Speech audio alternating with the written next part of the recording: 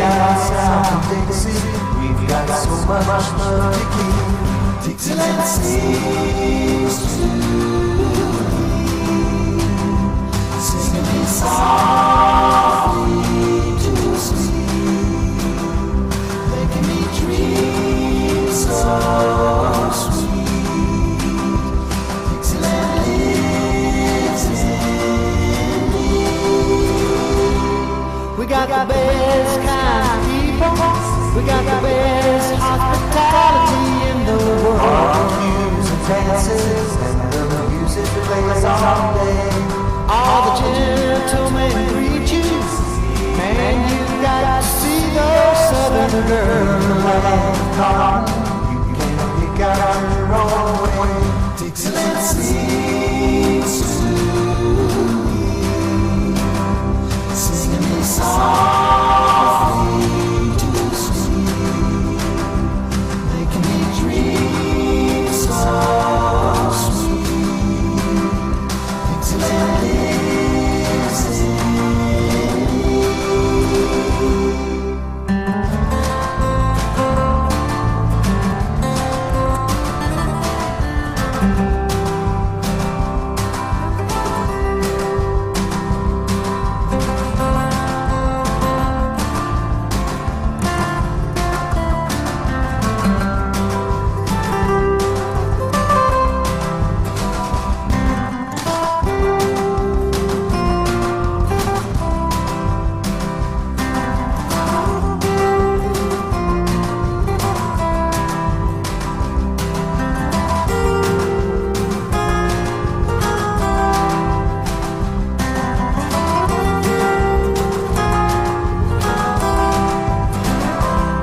We like to take things easy, we like to move kind of slowly through the day. No need to hurry, where we going anyhow.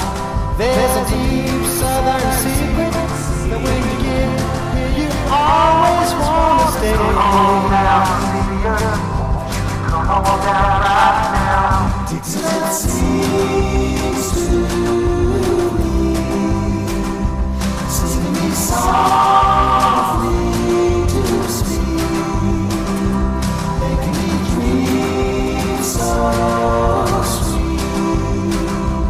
Dixieland lives in me.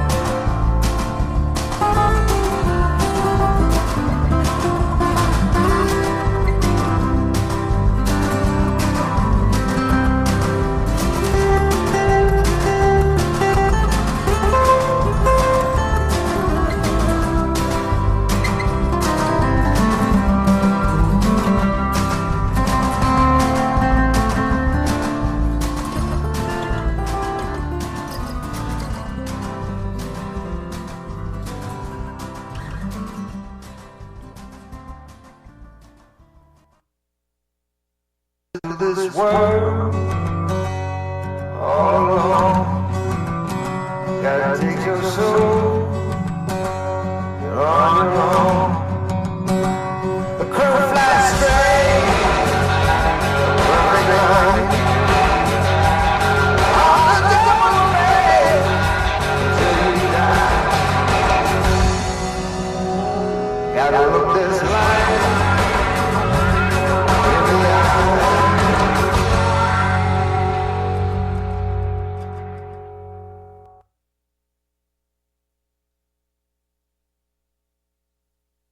truckers, before you head off to bed and to keep you company during your long haul all night long, tune into DX, KDXC. KDXC 1620 AM for Maximum Overdrive Radio with my dear friend the Road Wolf. Followed by Eric Harley and Joe Kelly overnight only on the Midnight Cowboy Trucking Network.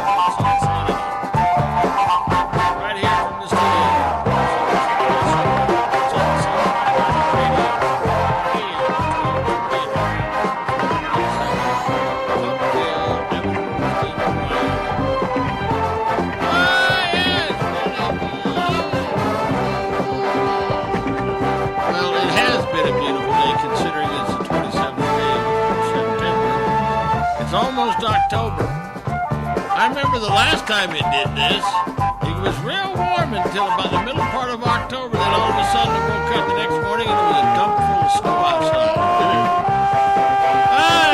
Yes, it is official. Our Cody is on her way up here to see us and be with us. Oh yeah, hey, on air and all over the place. I wouldn't mind getting into on air. You nasty boy, don't do that.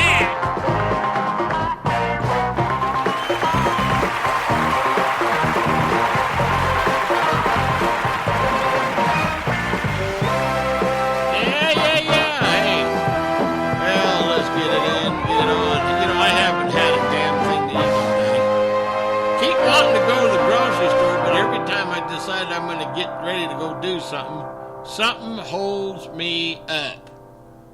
I don't even know why, but it has. Something always just keeps holding me up all damn day. Just pisses me right the fuck off. Oh yeah, people. It is us inside your radio for, well, about another 4 hours. Sometime tonight I am going to go down and steal some milk and some grub to put in my belly.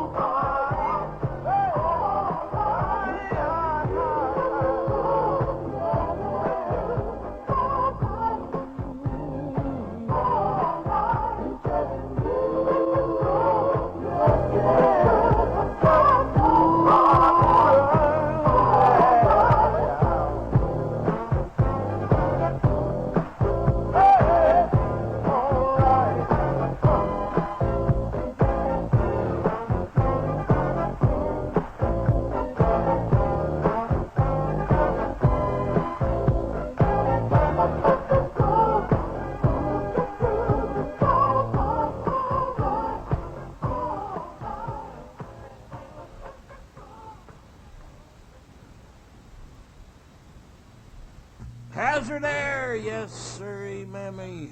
Yeah, that's it. Hey, I gotta tell you something. Somebody once asked what it takes to get me to unroll my zipper. Pair of nylons and some nice legs and feet and my face.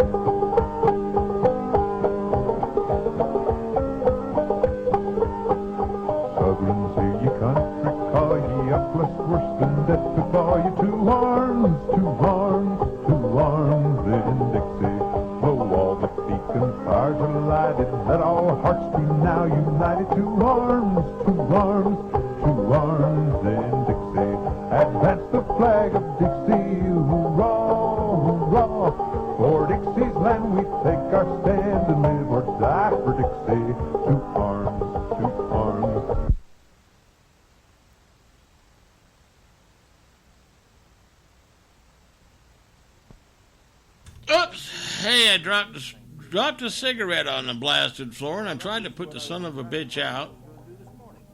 Poured soda pop onto it, and all it did was bubble. Two arms in Dixie. Advance the flag of Dixie. Hoorah, hoorah. For Dixieland we take our stand and live or die for Dixie.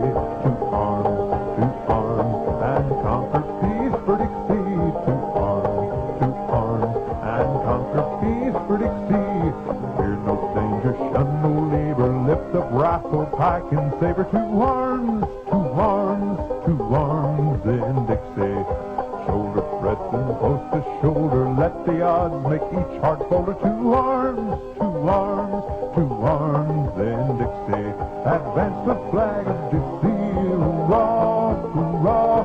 For Dixie's land we take our stand and live or die for Dixie. Two arms, and conquer peace for Dixie. Two arms, and conquer peace for Dixie.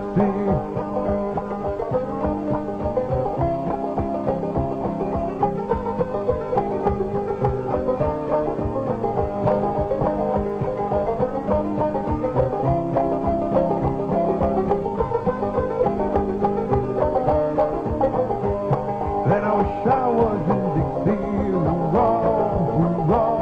For Dixie's land we take our stand to live or die in Dixie. Away down south in Dixie. Away down south in Dixie.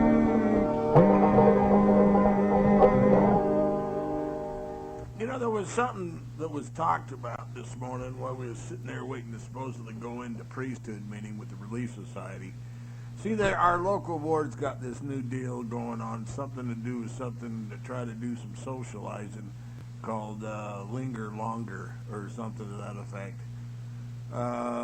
It's a bunch of bullshit, really. I mean, we just have a damn dance between the adults and the kids, you know.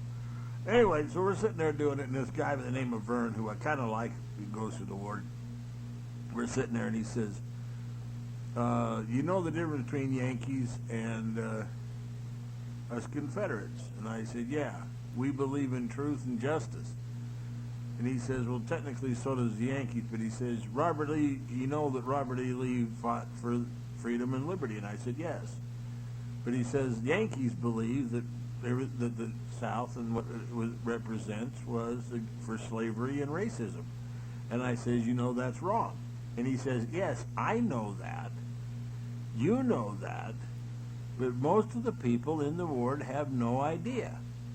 And so I thought, you know, isn't that part of the reason why this radio station is on the air? In fact, it's about 90% of it, is to educate the stupid damn-ass Yankees. And I'm sorry, I will call them that, because they are. They do not understand, and nor do they actually take the time to understand. And that's the sheer problem with it. They don't take the time to understand why and what the war and everything was all about. And we don't call it the Civil War because there was nothing civil about it. It was called the War of Northern Aggression. They went against the South to try to get us to pay more taxes for the stuff that we were already producing in our own southern states that they could not produce in the North. It was like we were a foreign country. So we kind of pretty much said, okay, we're going to be our foreign country. We're going to be our own nation. So they decided to secede from the Union. Abraham Lincoln said, no, can't do that. We can't lose that tax body. We can't lose those voters. We can't lose this. We can't lose that. So they held up supplies at Fort Sumter. All of a sudden, there had to be a shot fired. And all hell broke loose. From 1861 to 1865, this nation was in a turmoil. When it finally ended, of course, we had such a thing called Memorial Day. Southern ladies in South Carolina put the thing together. Yes, people from the South. Now, the other thing that bothers me about some things on this subject, it actually really was very, very forthcoming, and I tried to explain our side of it. You know, this nation really should be sorry for itself. And the South is not the only part of this nation that it's oppressed. The damn Yankees have been screwing around with shit for so damn long that it's enough to piss off the Pope and the Bishop and several other people. Understand something here. When the Yankees started coming out west, they started stepping on the Native Americans. Some people call them Indians, only because Columbus took a wrong turn at Albuquerque. But still, the long and short of it is, he called them Indians because he thought he was in India. I think he was kind of a little bit off course, don't you think? I mean, that would have been a little bit south and to the other way. In other words, he took a right instead of taking a left, and he got over here, and he thought he was India. Well, it wasn't India that he was in. But anyway, so we call them Native Americans and the various tribes. What did they get for what they was for all the crap? Stuck on reservations, given mediocre jobs at mediocre wages, and said, yeah, the government's going to take care of you for the rest of your life. Bullshit. That's why they're oppressed. Oh, we really did a real good job there, didn't we, Mr. Abraham Lincoln? Honest Abe, my ass. Sorry, it's just the way I feel. Can't help it. It's part of me. But this country needs to be corrected. And maybe I'm not the only one to do it, but the Knights are sure giving it a hell of a try.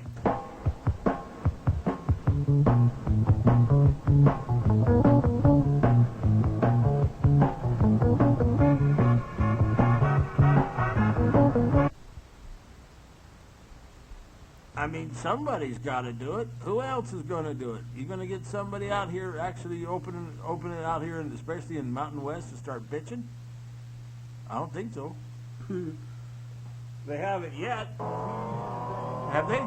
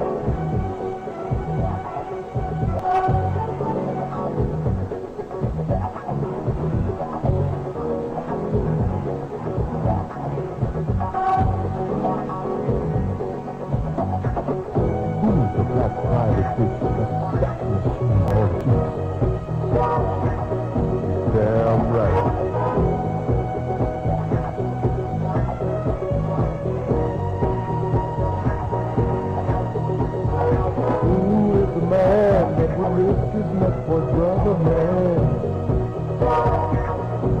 Can you dig it?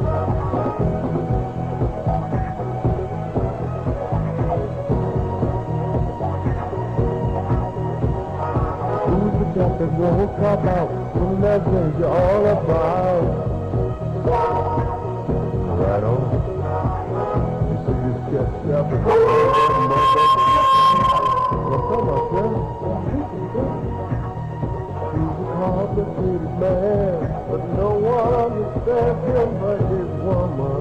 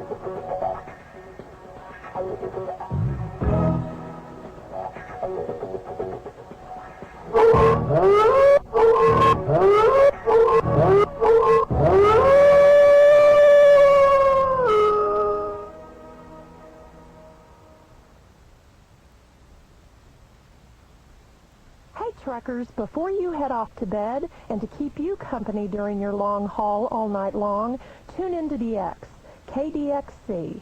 KDXC 1620 AM for Maximum Overdrive Radio with my dear friend the Road Wolf. Followed by Eric Harley and Joe Kelly overnight only on the Midnight Cowboy Trucking Network.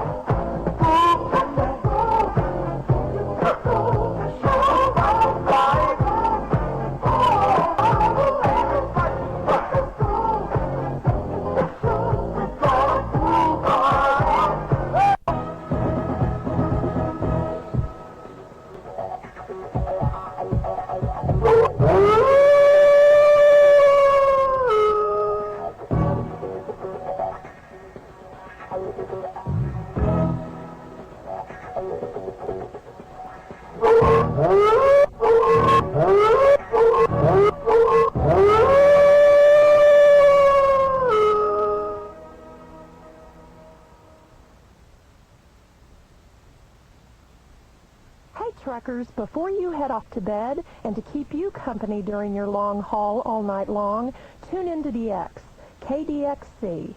KDXC 1620 AM for Maximum Overdrive Radio with my dear friend the Road Wolf. Followed by Eric Harley and Joe Kelly overnight only on the Midnight Cowboy Trucking Network.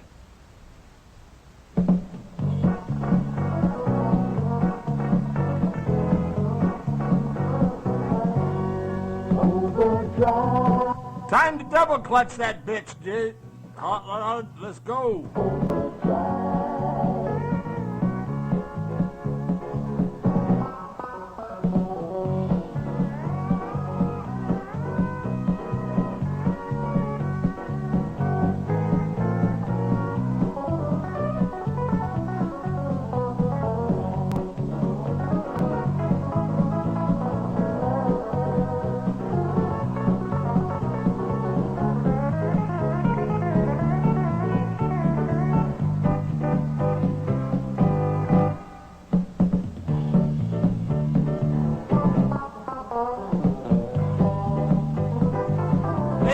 Question for you.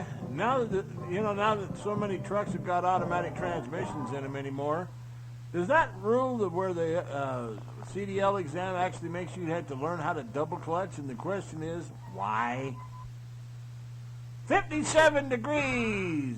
Hazard Air Radio for like I said, it's already Monday morning. I hope you're ready to get up and grab some mud and hit the interstate.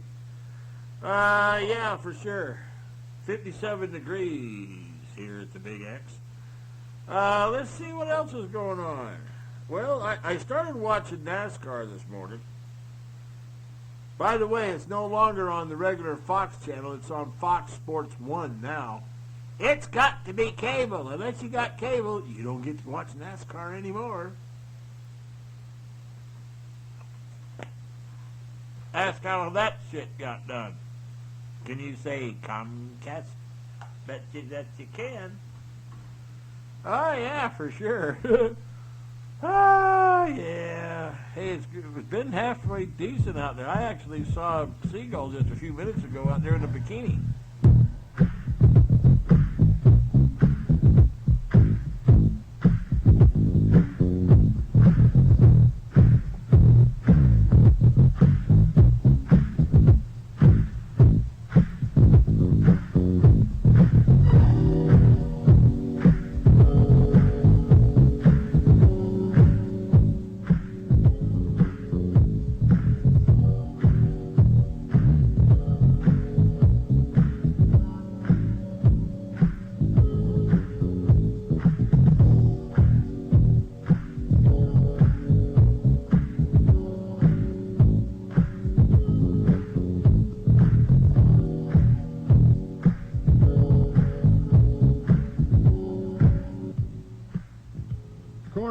Lindsay brought over this black chick yesterday. Not bad looking at all, but I thought, black chick in front of a Confederate flag. I could just see this going over like a lead brick. Didn't seem to mind it though. Oh, this Lindsay is tats, body, mind, soul. Now let's just see if she has the rebel spirit enough to do the whole. Yeah, buddy! Ooh!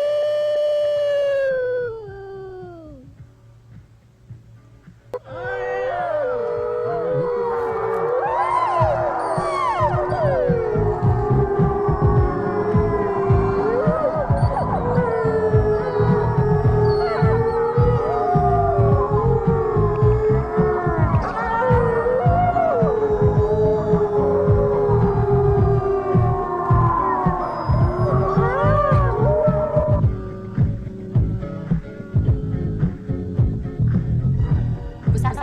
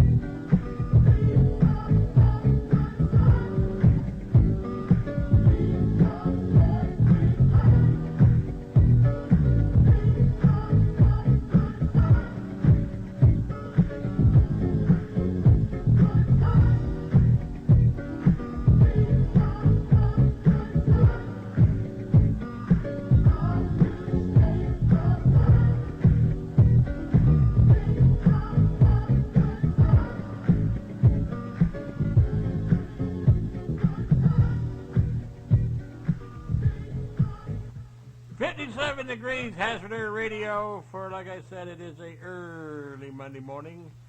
12:12 in your morning for you non-military folk out there. 0012 for you military folk. Oh, yesterday was not bad. It really wasn't. Or I guess Tuesday was a better way of putting it, because yesterday now is Wednesday. 0054 hours in your early morning. I'm sorry I had to wake you up with this, but maybe while you are in deep REM sleep mode, as you sit there slumbering and dreaming, think of this. Now, Sunday wasn't bad. It wasn't. Okay? Sunday was kind of one of them perfect days. It really was. Not completely, because it did have its slight malfunctions. But it was good enough. Okay? So, there it was. And, so I'm sitting there, and I don't know what I was considering, or even if I was considering anything. But this one gal, I won't call her real skinny, okay? But, okay, so been told that maybe that's what I should be pursuing, because they might when others won't, okay? And the first thing that struck me was she said something to the degree of,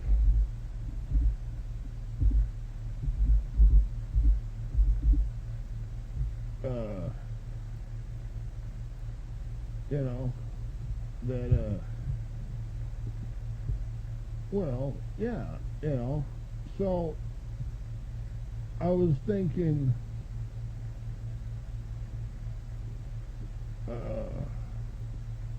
hey, this could happen. What I was looking for. You know, I wish the bastards at whoever the fuck does shit would actually learn how to draw damn spell. I'm serious. You know?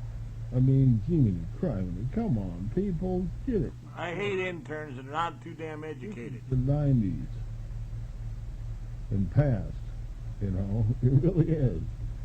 Anyway, but no, so I was thinking, what would happen? Okay, so this chick shows up, we talk, everything was groovy up until about midway. She had to finally go get a cigarette. And, or smoke. She had to smoke. So this next one shows up to clean the house. And all of a sudden my ears and my eyes go, hey, this ain't bad. Because she was not bad. I mean, this was, okay, now we're talking. Okay. And she really wanted to clean the house. It should have been the other way around. And then, then Tuesday, right after Todd shows up, this one shows up that used to live in Show. Moved to California, then moved, I don't know where the hell. But anyway, she had a package, okay? So, anyhow, and I was thinking all the time that she was here, what would it have been like if I would have done something like, oh, I don't know, stuck my finger in to check the hole to see if it was grease. And boy, did I want to stick my fingers in that hole to see if it was grease.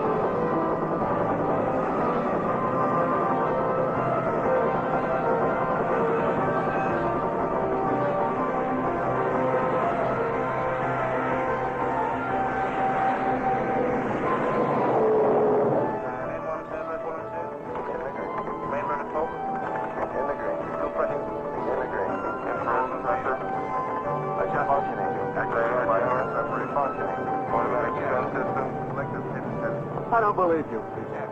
You haul my butt out of bed at midnight. You fly me off to only God knows where to see some lousy helicopter, and there's not even...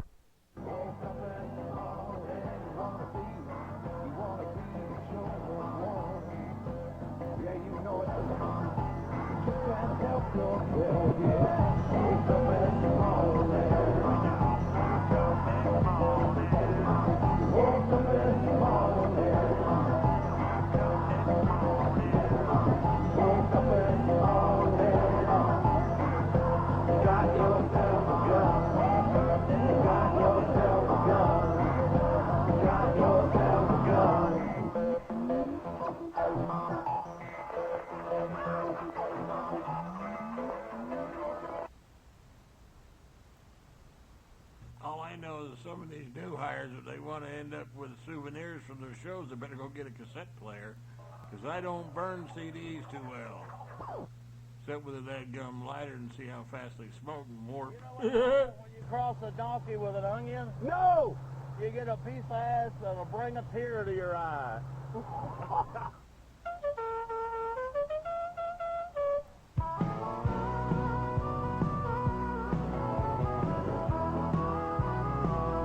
Just the good old boys, never meaning no harm. Beats all you ever saw, been in trouble with the law since the day they was born. Raiding the curves, flattening the hills. Someday the mountain might get them, but the law never will. Making their way, any way they know how. That's just a little bit more than the law will allow.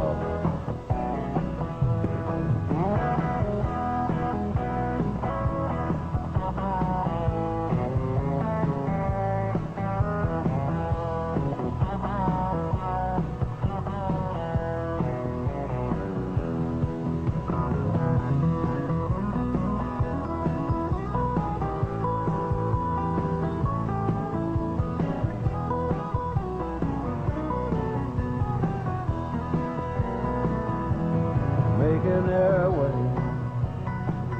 any way they know how. That's just a little bit more than the law will allow.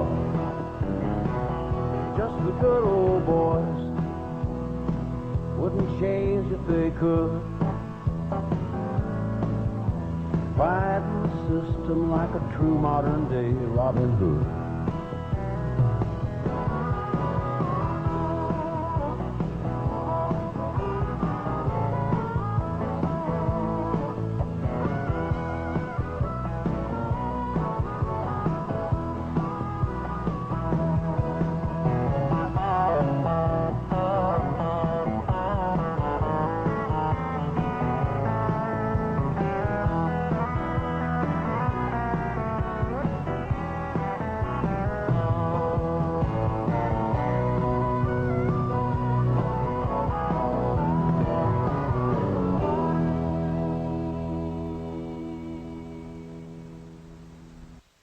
Of course, you've heard this news that Fox is in development now to try to reinstate or resurrect the Urban Cowboy movie into a series.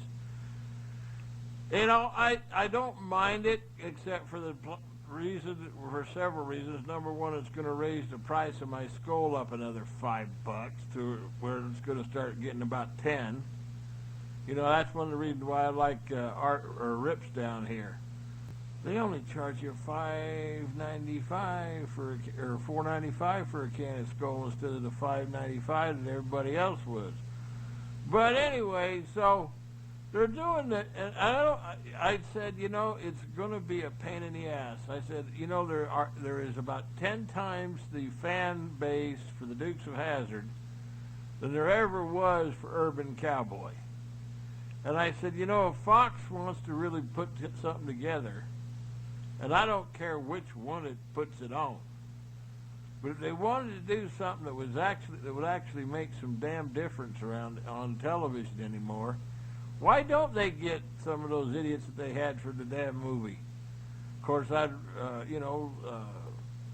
Sean Michael Scott and Johnny Knoxville and Willie Nelson, and for God's sake, let's not have that gal that they had in there for Daisy. I'd just as soon have somebody like Gretchen Wilson in there as Daisy. But I mean, let's put together a pretty good cast and let's reinstate the series, even if it had to be a different cast. I think a lot of fans out there would actually start going for it, and it would reintroduce the whole Hazard Mania thing again. And I think that's about what this nation needs, don't you think? I do. You know, I mean, if they're going to start making remake movies and shows again, why not the Dukes? The Dukes has about 10 times, if not more, of a fan base than any other television series ever has had since or before. Whenever you smile, but I call you stormy today. All of a sudden, that old rain's falling down, and my world is cloudy and gray. You've gone away.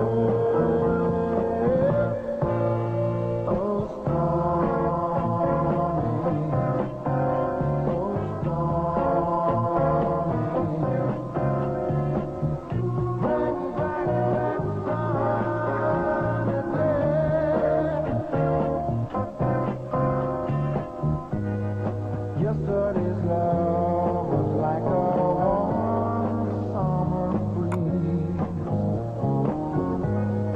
but like the weather you changed. Now things are dreary, baby, and it's windy and cold, and I stand alone in the rain.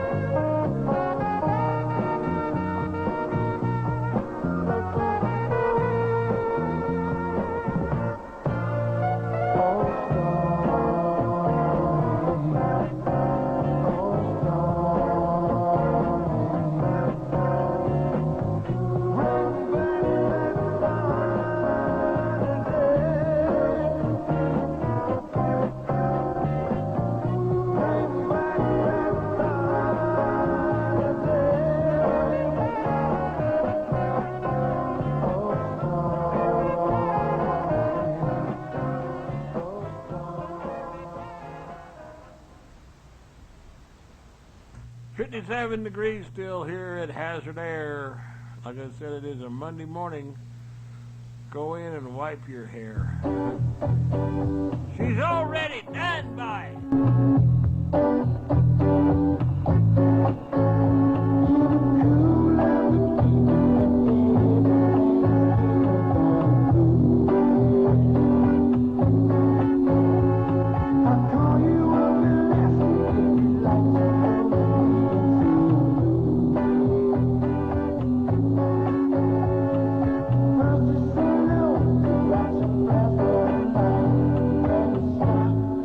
Say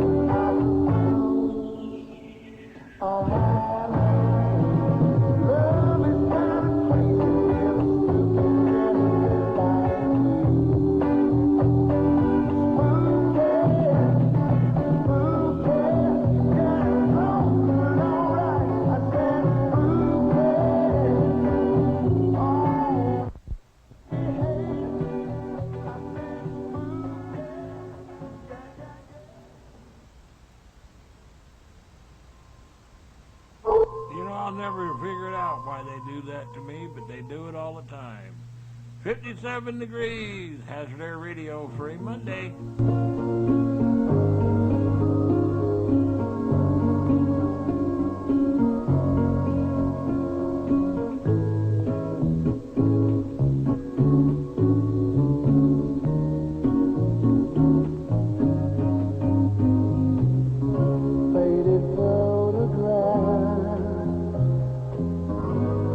Now with lines and creases, tickets torn in half,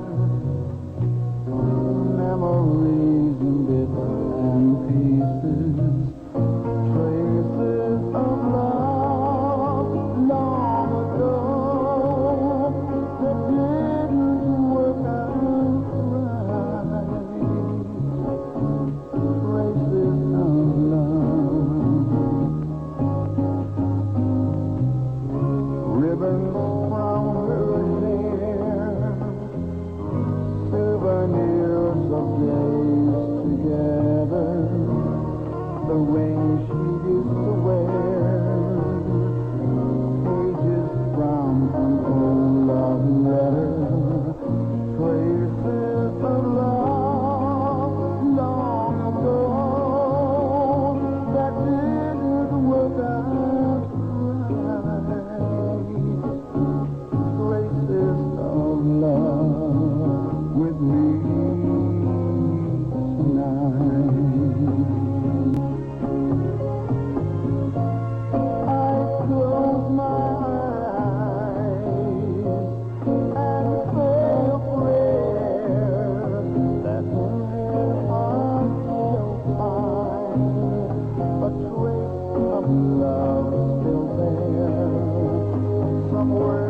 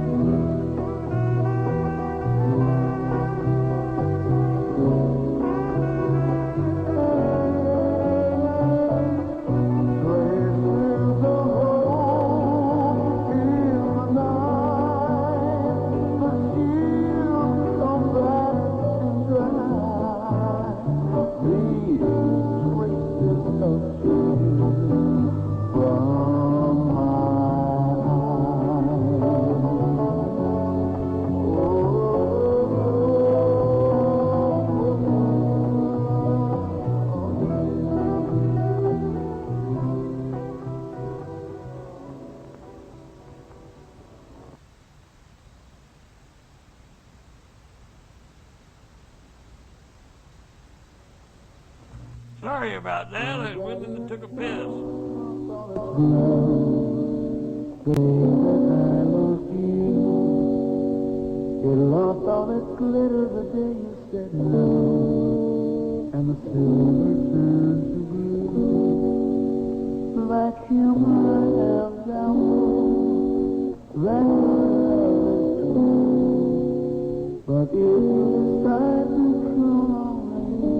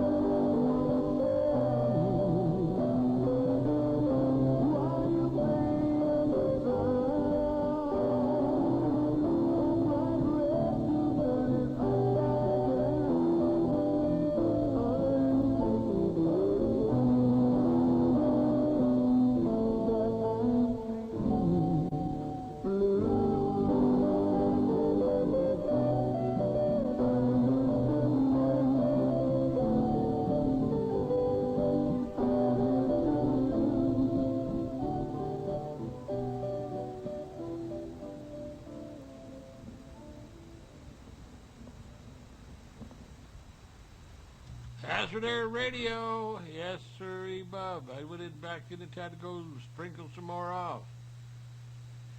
You know what they say, the job is not done until the paperwork is completed. Yeah, buddy. 57 degrees, Hazard Air Radio.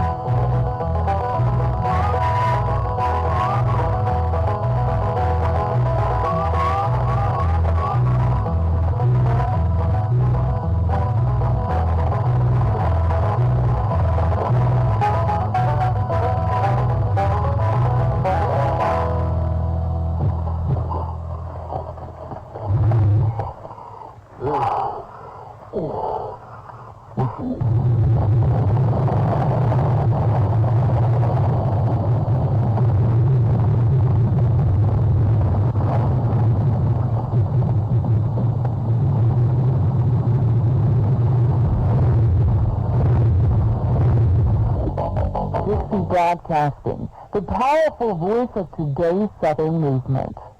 By Kotex. It's not the world's best thing, but it's right up there next to it. And by the United College Fund, reminding you that a mind is a terrible thing.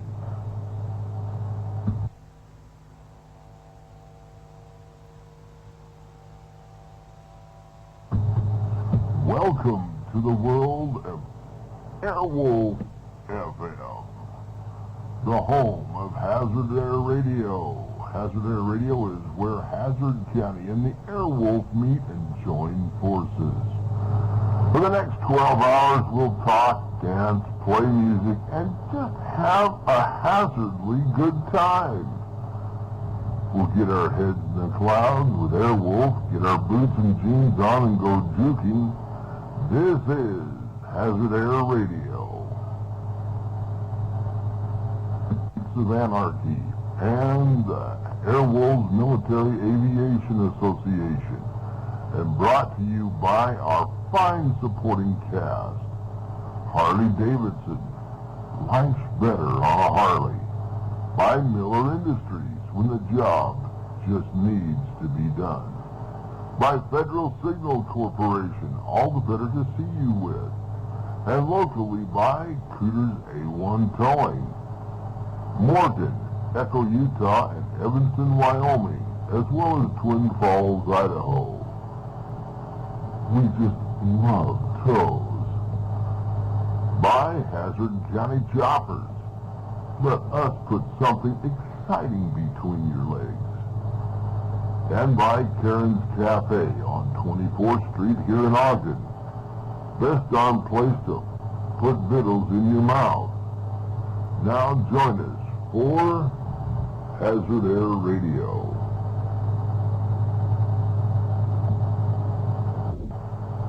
Wolf FM.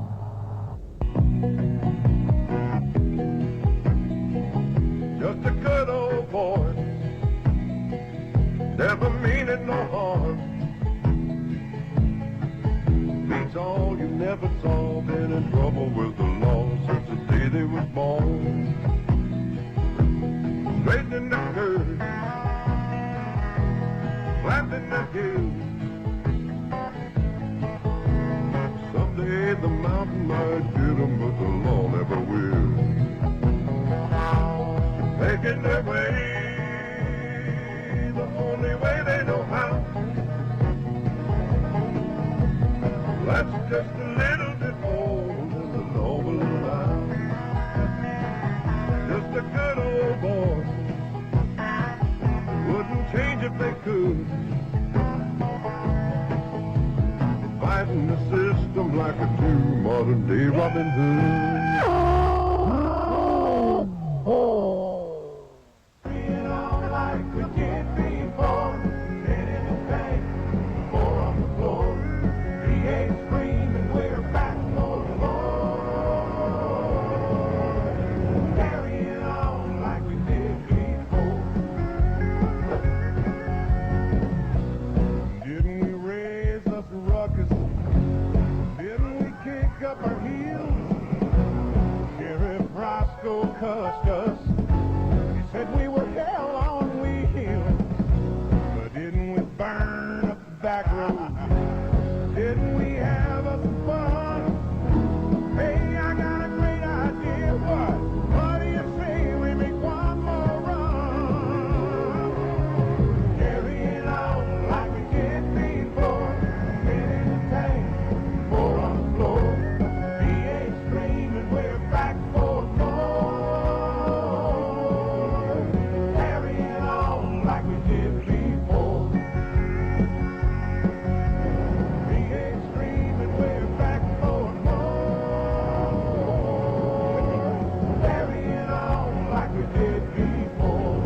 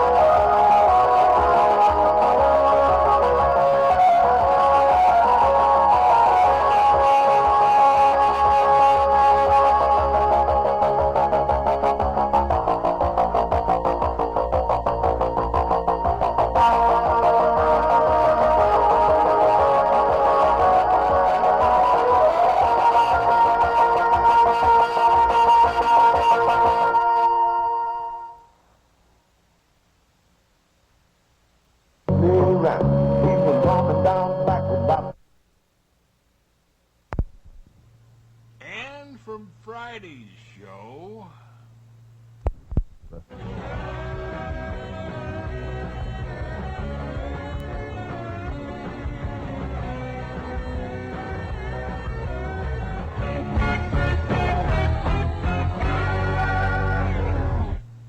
you believe, as I do, that America's headed the wrong way and needs to turn around, write this down.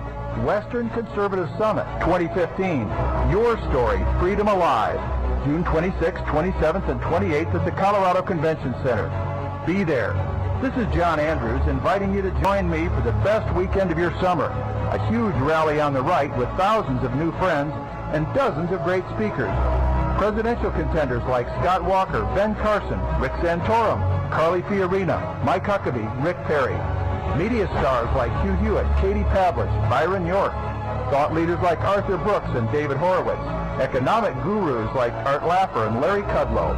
Grassroots training workshops. Terrific entertainment. Low prices with discounts for military, educators, clergy, under 30s, and groups. Call 844-685-4376 or go to westernconservativesummit.com. That's westernconservativesummit.com. C.J. Hadley brings us all home on the range as she continues to fight bureaucrats and educate all. C.J. is offering her 3 best and calling it her trifecta offer. It includes 5 quarters of Range Magazine, her newest hardbound book, Brush Strokes and Balladeers, Painters and Poets of the American West, plus her real buckaroo calendar, all for only $40. It's CJ's trifecta package.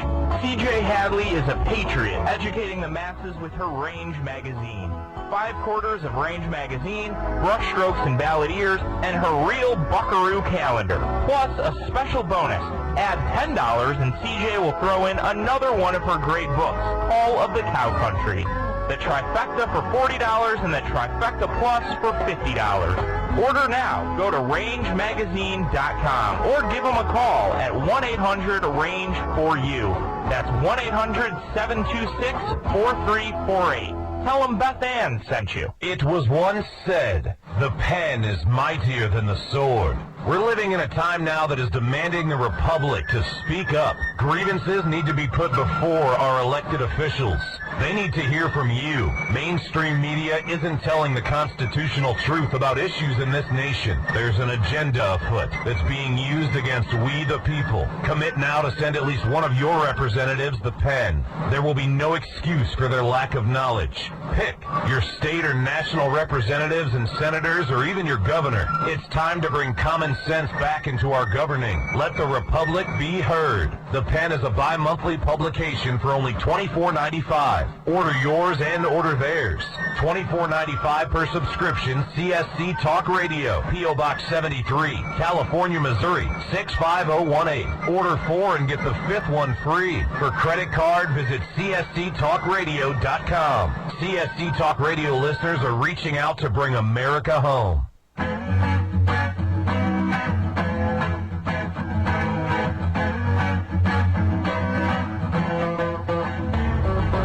And we have returned to listening to CSC Talk Radio. This is Beth Ann, and it's Free for All Friday. I kind of lost my train of thought there. It's Free for All Friday. Your calls are welcome at 877-895-5410. Patrick, you've been holding a while. What's on your mind today?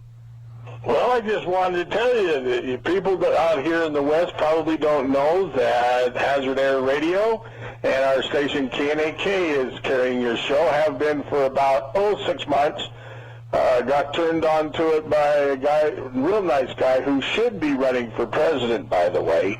He's probably one of the most conservative and most energetic people I've ever known. His name is Ray McBurry. He used to run DixieBroadcasting.com. When that went sour, due to his duties doing TV. But still, I mean, he's one of the strong proponents of the Southern Society of Southern Veterans, and so he's a good guy. And he turned me on to you, and I just love what you're doing, and that's why we decided to carry it. We only have one little bitty problem out here. We're still trying to get our satellite feed so we can carry you actually live all the time instead of having to rely on the podcast. No, we'll take care of that. We'll get that. If you've got the satellite, it's Star Guide 3. If you've got that, we'll get it taken care of for you. All right. But anyway, I just wanted to let everybody know, because a lot of people don't know that. And locally here, it's KNAK AM 1240 in Evanston, Wyoming. All right. I appreciate it. And we appreciate being on the air there. Thank you. Thank you, Patrick. Bye-bye. Appreciate it. Bye-bye. Well, we have another article here. You remember the big war on the minimum wage? And I thought this was kind of You know, I kind of like irony. I don't know that if I like it, but it's always, I don't know, it's just interesting when irony actually happens. It says the LA labor leaders seek minimum wage exemption for firms with union workers. The labor leaders, who were among the strongest supporters of the citywide minimum wage increase approved last week by the Los Angeles City Council, are advocating last-minute changes to the law that could create an exemption for companies with unionized workforces. Now, one would think that my mind went up, well, if it's unionized, they're already getting above minimum wage. But that's not the case. The push to include an exemption to the mandated wage increase for companies that let their employees collectively bargain for the latest unexpected detour as the city nears approval of its landmark legislation to raise the minimum wage to $15 an hour by 2020. For much of the past 8 months, labor activists have argued against special considerations for business owners, such as restaurant owners, who said they would have trouble complying, and we've talked about that before. But Rusty Hicks, who heads the County Federation of Labor and helps lead the Raise the Wage Coalition, said Tuesday night that the companies with workers represented by unions should have leeway to negotiate a wage below that mandated by the law. So, folks, why should they get an exemption? They fight, politicize for the minimum wage to be raised on everyone else, but then, excuse me, but if you're a labor union, you should be able to negotiate one below that if you want to. So the labor unions, they don't have to. Where do you think that's coming from, folks? With a collective bargaining agreement, a business owner and the employees negotiate an agreement that works for them both. The agreement allows each party to prioritize what is important to them. Well, couldn't we do that anyway? If you don't like the wage, if you don't like what it's like where you're working, couldn't you leave and go to another employer? Another company? Now, I understand sometimes that's not exactly the way, it's not that simple. Do you really want this much government intrusion and more mandates and more rules and more regulations? Is this something that the federal government is supposed to be behind? I know we've been dealing with the minimum wage for a long time, but I believe it stifles things. And now here, the very ones who have pushed and probably lobbied big to get it in there, they want to have an exemption from it. Does that make sense to you? You know, folks, we're being taken advantage of at every corner and every turn. These government regulations, these government rules, this bureaucratic government that we have now, this incorporation, is not freedom, and it is not liberty for the people. We're paying more than ever for these government regulating us. We're paying astronomically in many, many ways. You know, we've talked before, especially at election time, how the American people act like the battered wife syndrome. They believe these politicians once more when they're being lied to. Oh, he means it this time. She's not going to do it this time. This time she's going to do what the constituents want. We believe you now, and vote for him again. And lo and behold, they lied again. Well, this article is coming from the Daily Signal, which is part of the Heritage Foundation. And James Quarles is the one who wrote this. But he says here that Senator Ron Johnson, he's a Republican from Wisconsin, he claims Americans, and I agree with this, now listen, are suffering from a Stockholm Syndrome, a condition in which hostages begin to have misplaced positive feelings toward their captors. Now think about what he's saying here. He says the captors in this case are the federal regulators who impose some 2,400 new regulations each year. And the senator suggests Americans are not sufficiently wary of their resulting ill effects. And I believe he's right. Think about what's going on. Think about even the things that fall out of either your neighbor's mouth or your mouth or a friend or a relative. You know, well, the government needs to do such and such. Well, you know what? They do too much already. They're part of the problem. They are the problem. The D.C. occupiers occupying offices and cutting deals. Deals that line their pockets. Deals that boost their careers. Deals that might pay for their next campaign. Not deals that make things better for the American people. So with that, you've lost representation. Because we now have these career politicians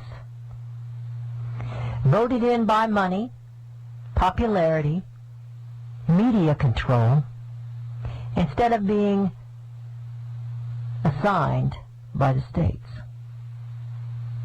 So anybody can come into your state from anywhere and decide they're going to run for senator or representative. Senator in particular. Just like Hillary did in New York. She's not a New Yorker. I don't think she's really, I don't know if they really claim her in Arkansas either. But according to the recent report by the economist Sean Dudley and Melinda Warren, the cost to the taxpayers of the writing and enforcing of all this red tape, all these bureaucratic government departments, all these rules and regulations is expected to top, are you sitting down? Put your coffee down, I don't want you to spell it, $62 billion in 2015. About 4.3% above 2014's level. And on top of this, the president has asked for further increase of 5.3% for regulatory agencies in 2016. Since 2000, the budgets for these agencies have increased more than 75%.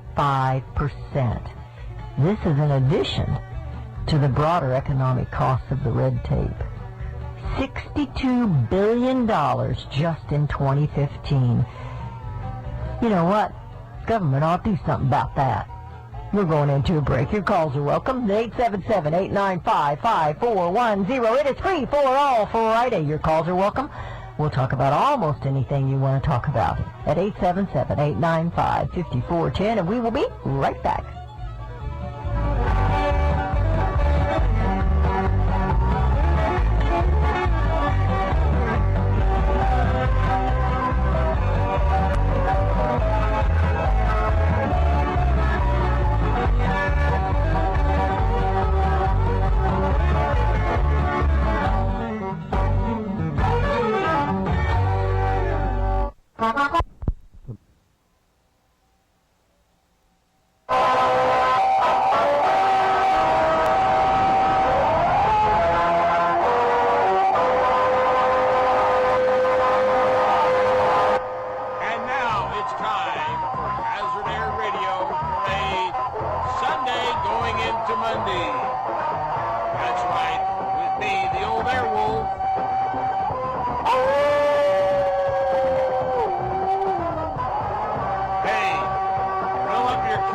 Buckle up, don't shut up, and let's hammer down, babies. Ladies and gentlemen, it is time for me. That's right, it is really time for me. It is Hazard Air Radio on the big Southern Steel Radio Network.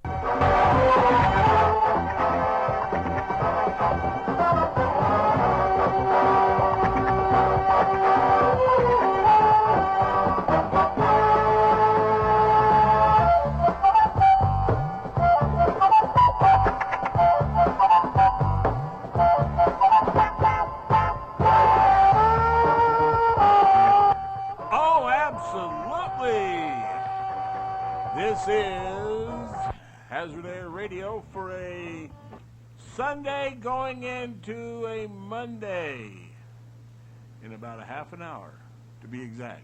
Hey, I got a couple of questions, then I got some stuff, other stuff to unload on you. By the way, welcome to my world.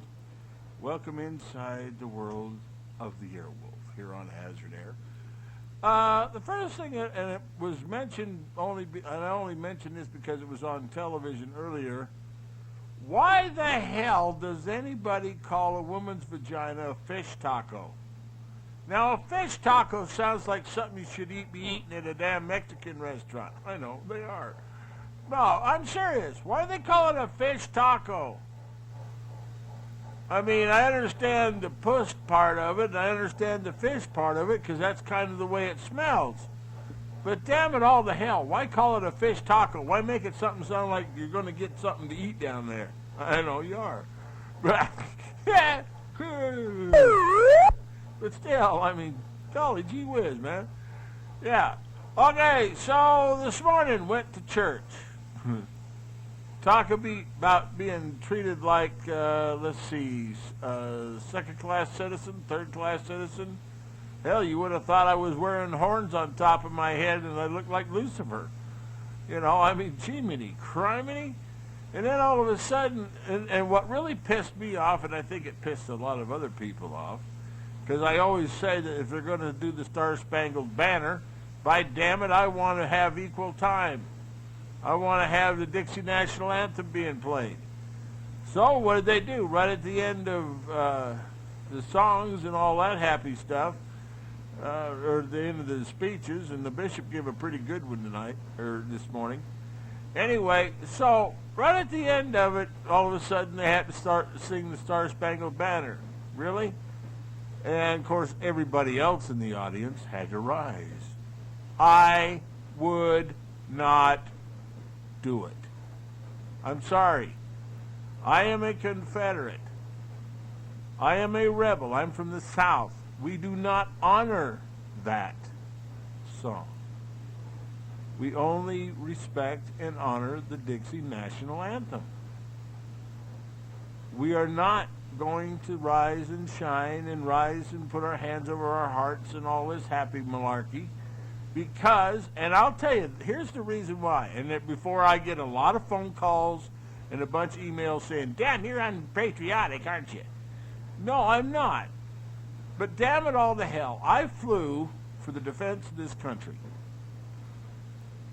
In 2005, I got discharged. Well, not discharged, kind of, retired. But a Marine really doesn't really retire. He's always a Marine.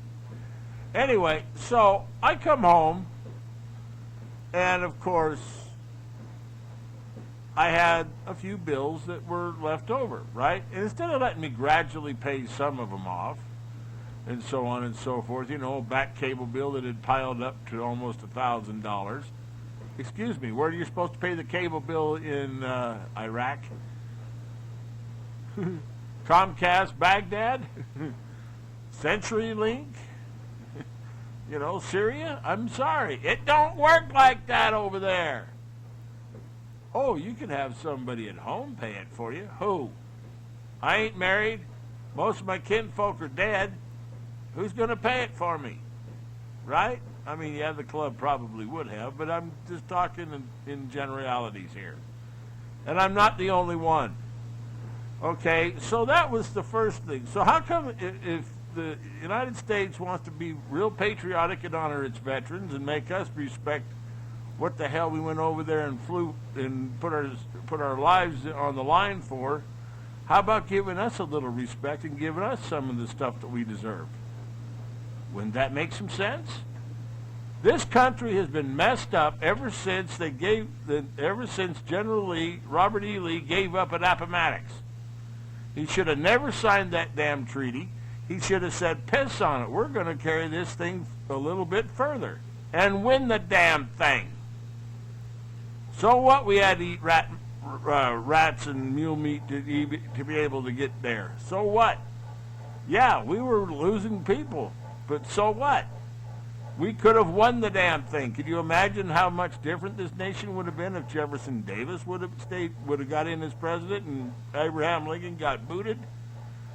Okay, sorry. So there I was in church, and of course, I tried to go to class, and of course everybody had seen that I had not stood up, so all of a sudden I was Mr. Badass. Excuse me, I'm sorry. I've got a right to live believe what I've got to believe. That was the bishop's whole thing. Stand up for what you believe.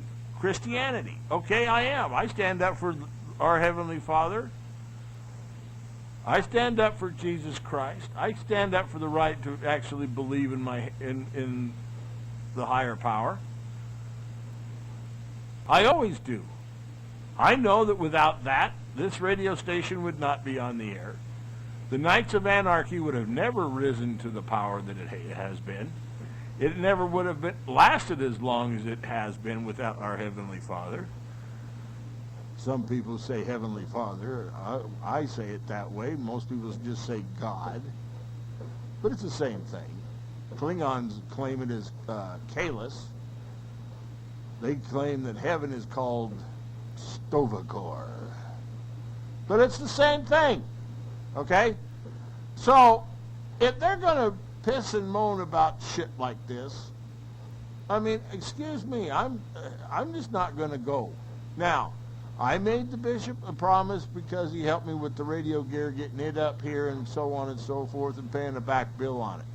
Okay, fine. So, all through June, I'll go clean the building, like I agreed to. But that does not mean anymore that I'm going to do a lot of going in and just sitting there and being looked at like, a prostitute in church. I'm sorry. I'm just not going to do it. I may be the wolf in amongst the sheep, but I haven't eaten any lamb yet. Hey, little bastards don't run very fast in this cold weather. No, 60 degrees. Finally, it's starting to get warm out. I'm kind of getting into that. We're going to be doing some backpedaling tonight. It's only going to be half throttle tonight up until about 0200 hours, mostly because I got to get up today or tomorrow morning and get something done around here. I took a couple of 2 or 3 days off to kind of get my mind screwed around.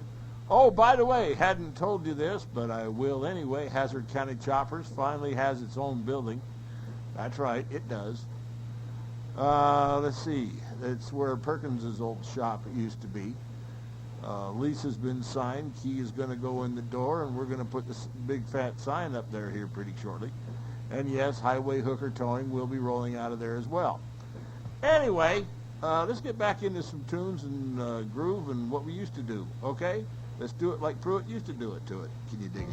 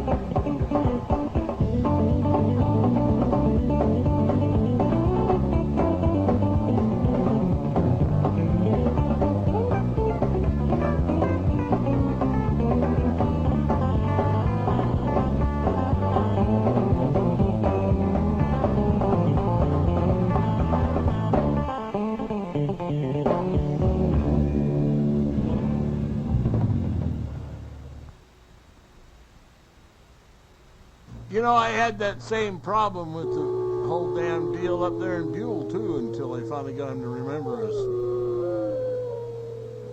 You know, I mean, golly gee whiz. I can remember all that. They don't treat veterans very good anywhere. Yet we go lay our lives down on the line, and I'm supposed to be real patriotic because of that? Uh-huh. Bullshit. Start treating us with respect after we've done our part, and you'll see me get up and put my hand over my heart again. Until then, bullshit.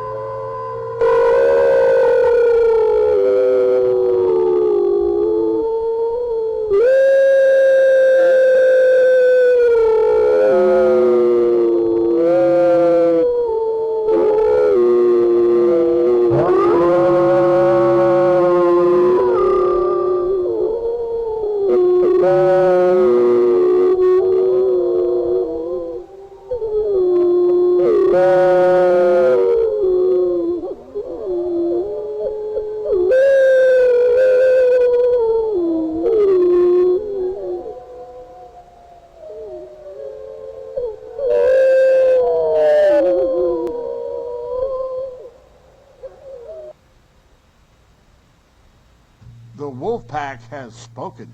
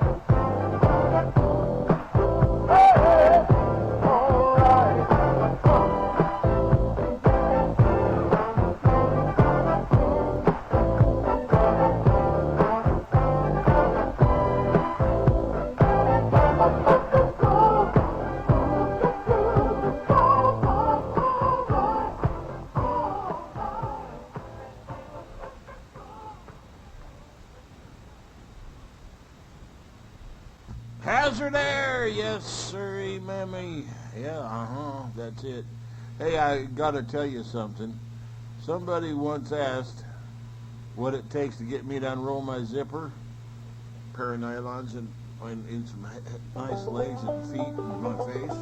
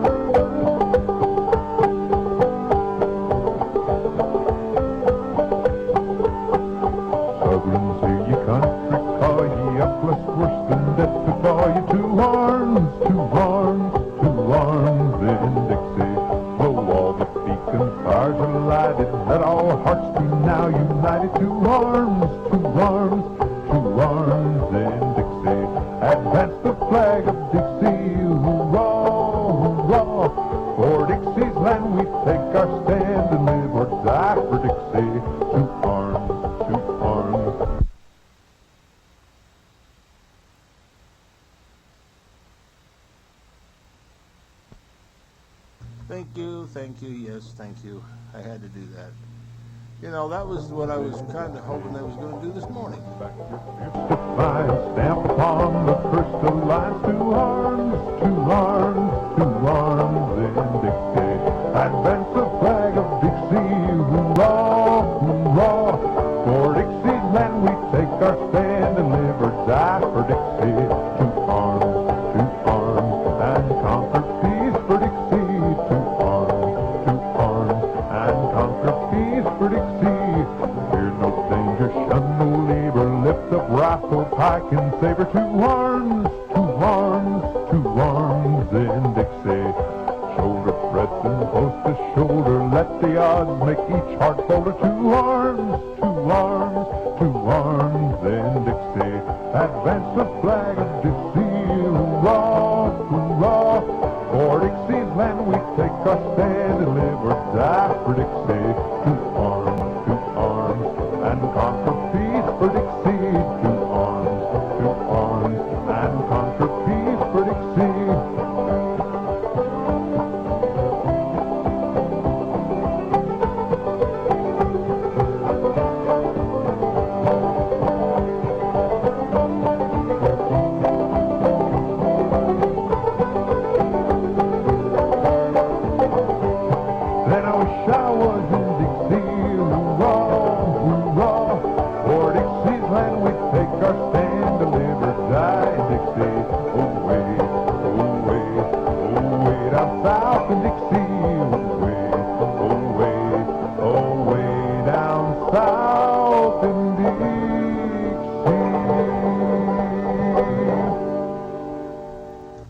Something that was talked about this morning while we were sitting there waiting to supposedly go into priesthood meeting with the Relief Society.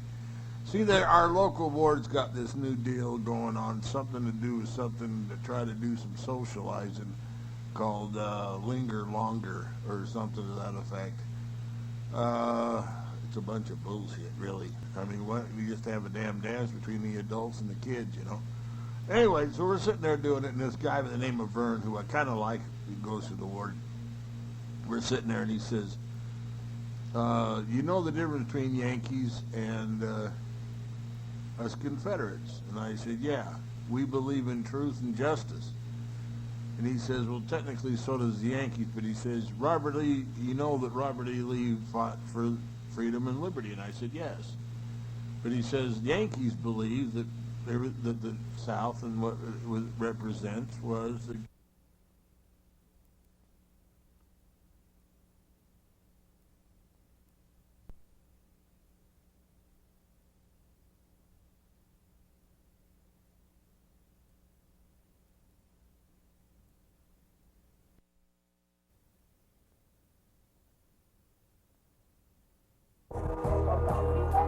You know, it's funny.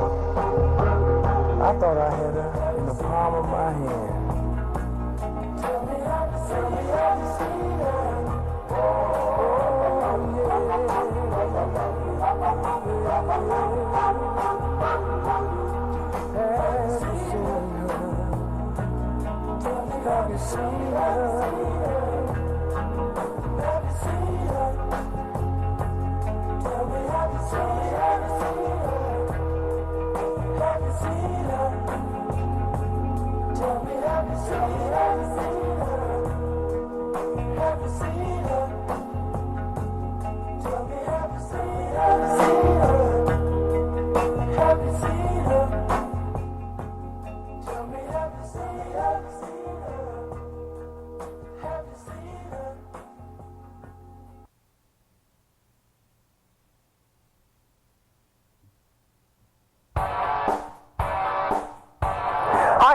From Brent Brown's latest Scion. If you have ever researched the purchase of a new car, truck, or SUV, you know there is a laundry list of things that you need to find out to make sure it is a good time for you to trade in your current vehicle for a new one.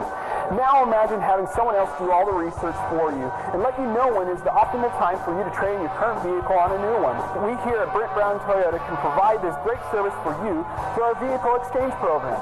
Brent Brown Toyota will track and monitor your current vehicle's equity standing as long as you are making payments. We watch for factory incentives, discounts, and financing specials that apply to your particular situation and notify you when it is just the right time for you to trade in your current car, truck, or SUV for a newer one while still making the same payments or even lower. The moment we determine is the time for you to come and take home a new car, truck, or SUV, we contact you to let you know the good news. There are many benefits to taking advantage of the vehicle exchange program, including the latest fuel economy technology, the latest safety, entertainment, and performance technology, a full factory warranty, Toyota Care or Scion Boost, which is a 2-year complimentary maintenance warranty with the purchase of a new Toyota Scion, savings on finance charges, and monthly payments. We make the vehicle exchange program easy to take advantage of, and we can even offer you an equity analysis report on your vehicle while you are getting your vehicle service in our service department. Simply mention the vehicle exchange program to your service advisor, and I or one of my colleagues will be happy to provide you with your personal equity analysis and tell you how it can work for you. This report is free and there is no obligation. We just want you to see how you can save time and money on your next purchase through the vehicle exchange program. If you would like to find out more information about the vehicle exchange program, contact me or one of my colleagues at 801-223-4403, and we will be happy to explain this program and all of its advantages.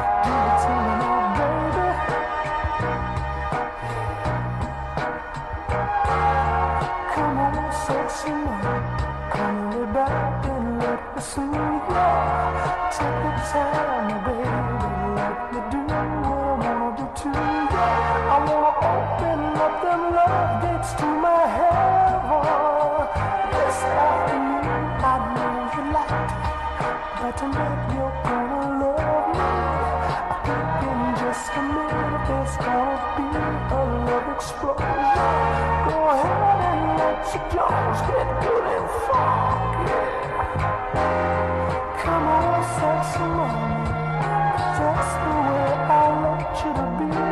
Take your time now, baby. Go ahead and lay that thing on me. I better push myself and make sure that I'm not dreaming. Oh, 'cause the way you make me feel, I feel like, whoa, get down. So now, baby, yeah. Come on, come on, come on now.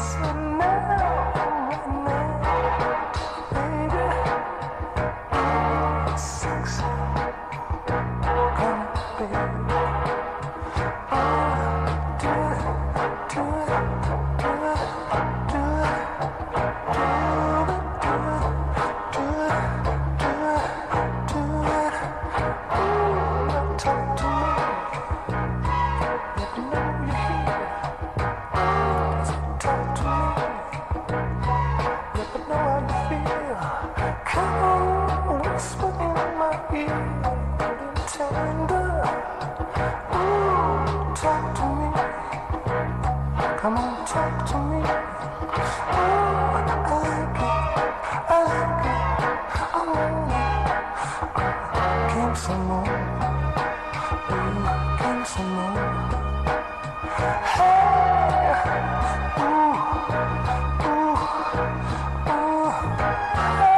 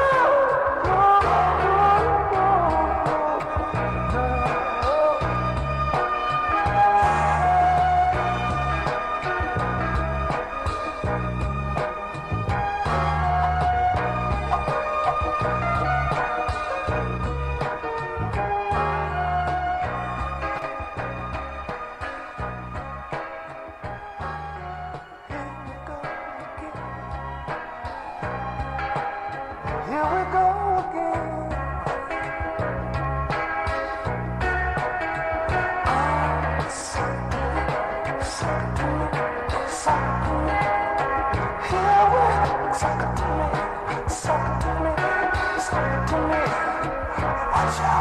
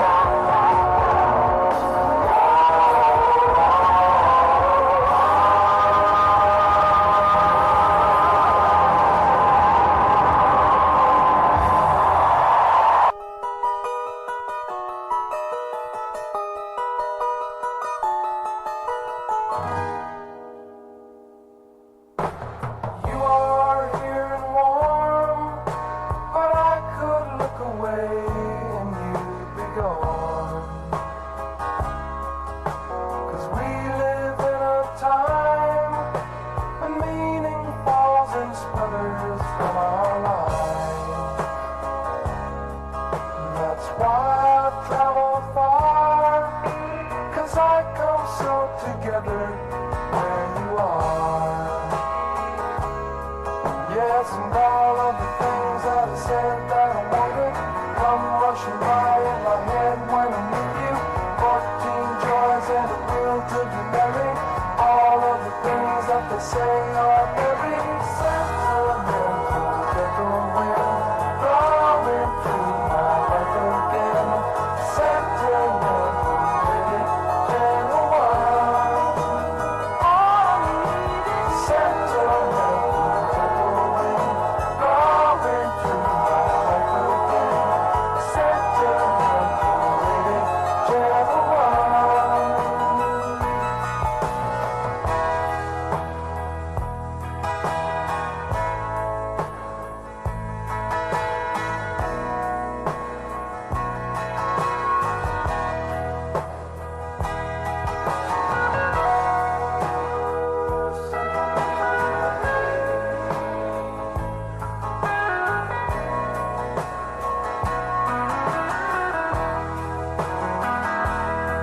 Yes, and all of the things that I said that I wanted come rushing by in my head when I'm with you. 14 joys and a will to be merry. All of the things that they say are very sentimental. Gentle wind blowing through my life again.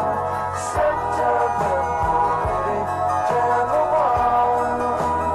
All I need is sentimental, gentle wind blowing through my life again. Sentimental, baby, gentle one. All I need is all of the things that I said that I wanted come rushing by in my head when I'm with you. 14 joys and a will to be merry. All of the things, all I need, all of the things that I said that I wanted come rushing by in my head when I'm with you. 14 joys and a will to be merry.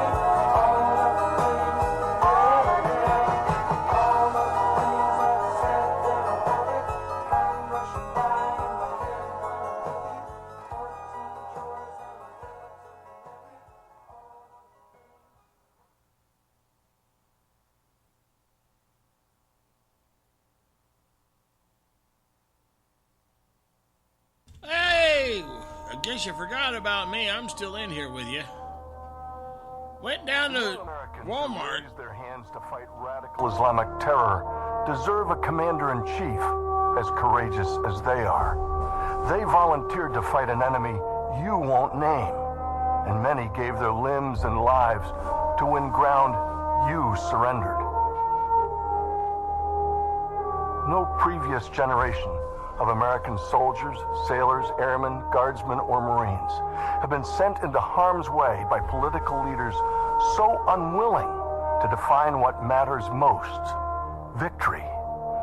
These brave patriots have a deeper understanding of America's place and purpose in the world than Washington's so-called elites and their media enablers. And someday soon, in places America liberated then abandoned, like Fallujah, Ramadi, and Mosul, tomorrow's troops may have to fill their brothers' bloody boots. These are my heroes, willing to fight and die for my freedom. And I demand a commander-in-chief worthy of such sacrifice. I'm the National Rifle Association of America, and I'm freedom's safest place.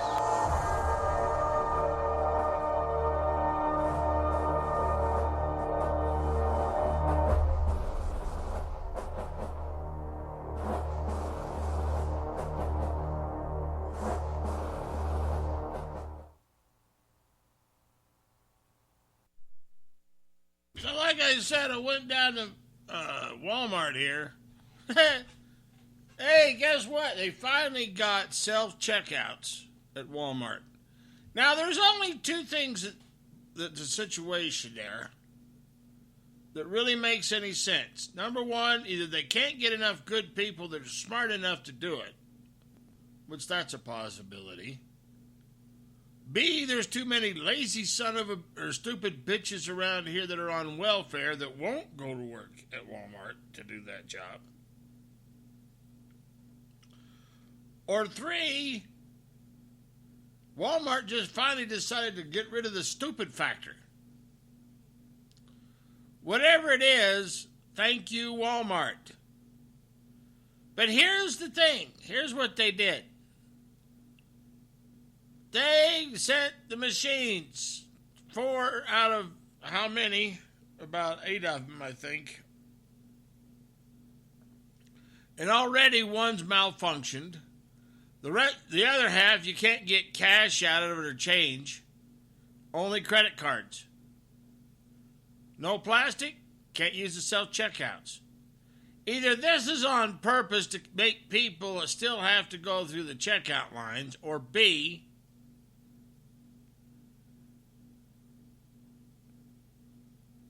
why do it?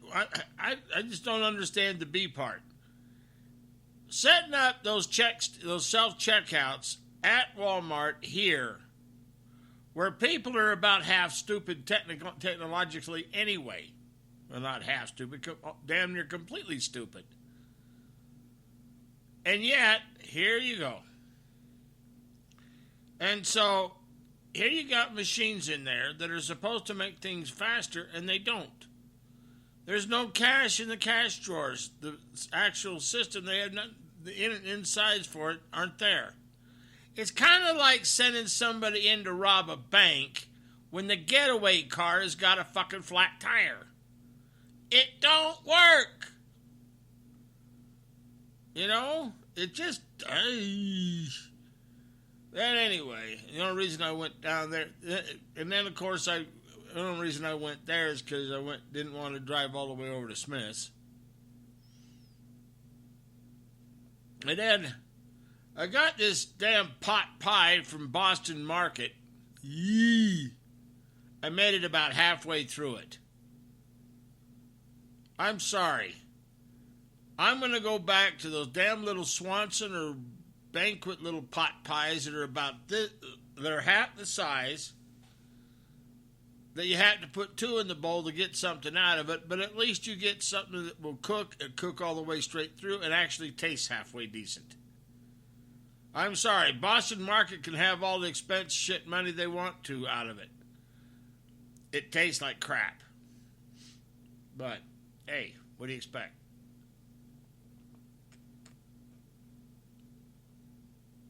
I'm serious. It tastes like crap. I don't know. You know, every time I think about stuff like this and I consider our future, and I have to shake my head, and I have to wonder, what is this nation arriving at? The only conclusion, well, the only actual piece of the whole thing that I understand or acknowledge is that I know that before it gets much worse, that our Heavenly Father is going to step in and all of a sudden, like it always says in the Bible, like a thief in the night, all of a sudden God and Jesus is going to be here and they're going to say, hey, this bullshit stops. And the whole hand's going to come down and just wipe the whole motherfuckers to hell out. But anyway, so, I mean, that's the only way it is, you know. It's got to be. But anyway, so I did this. I went in there and I looked at some stuff in there. The salads are about half price. Now, the only reason that they would actually put the salads at Walmart at half price is because they think they're expiring. They ordered a bunch of stuff because I told them I liked the stuff. But for a while there, it was hard to figure out what time of the damn day or night to even go in there. Overnight, they're stocking shit so much, or, you know, unpacking stuff and putting stuff on the shelves that you can't hardly get around there anyway. Okay? Bad deal in a small store. Now, I can see the larger Walmarts, like in Ogden, Twin Falls, and so on and so forth. Yeah, I can see those bastards staying open all night because there's room in there. They can take one section at a time and leave the rest of it to where people can walk around. In this one, you can't do that. It's too small. And I think that kind of shit shouldn't be just a corporate blanket. It should be on a store-by-store or a case-by-case basis. I'm serious. That's the way it should be done. If you're going to keep the thing open 24/7, build a bigger store. If you can't do that, shut it down from 12:30, 1 o'clock, whatever, until, say, 3:30, 4 o'clock in the morning. Do your fucking shit and cleaning the damn joint up. Then reopen it to where people can get around in there. And then, for God's sake, get some people in there, especially at night, that knows how to check people out. That can push the right buttons on the cash register when it's sitting there looking at them like, this is what you do, stupid. And yet they can't go, I don't know that. Let's see. Yep. Hey, George. Which button do I push here? Hi, my name's Forrest Gump. And I'm so fucking stupid I can't do anything, so I think I can sit here. And I'll bet you I can figure out how to use one of these Walmart cash registers. Hello. Yeah, Okay, so you can't say the word retard. I just said it. Some of them are retards. And a lot of the people that work at them are pretty much retarded, too. Oh, where did they come up with that word? Was that something after something in the circus somewhere? Hey, there's the retard and leotards. Hey,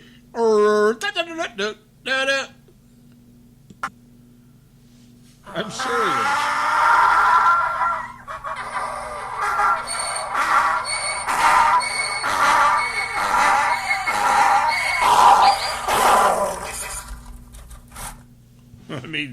Serious.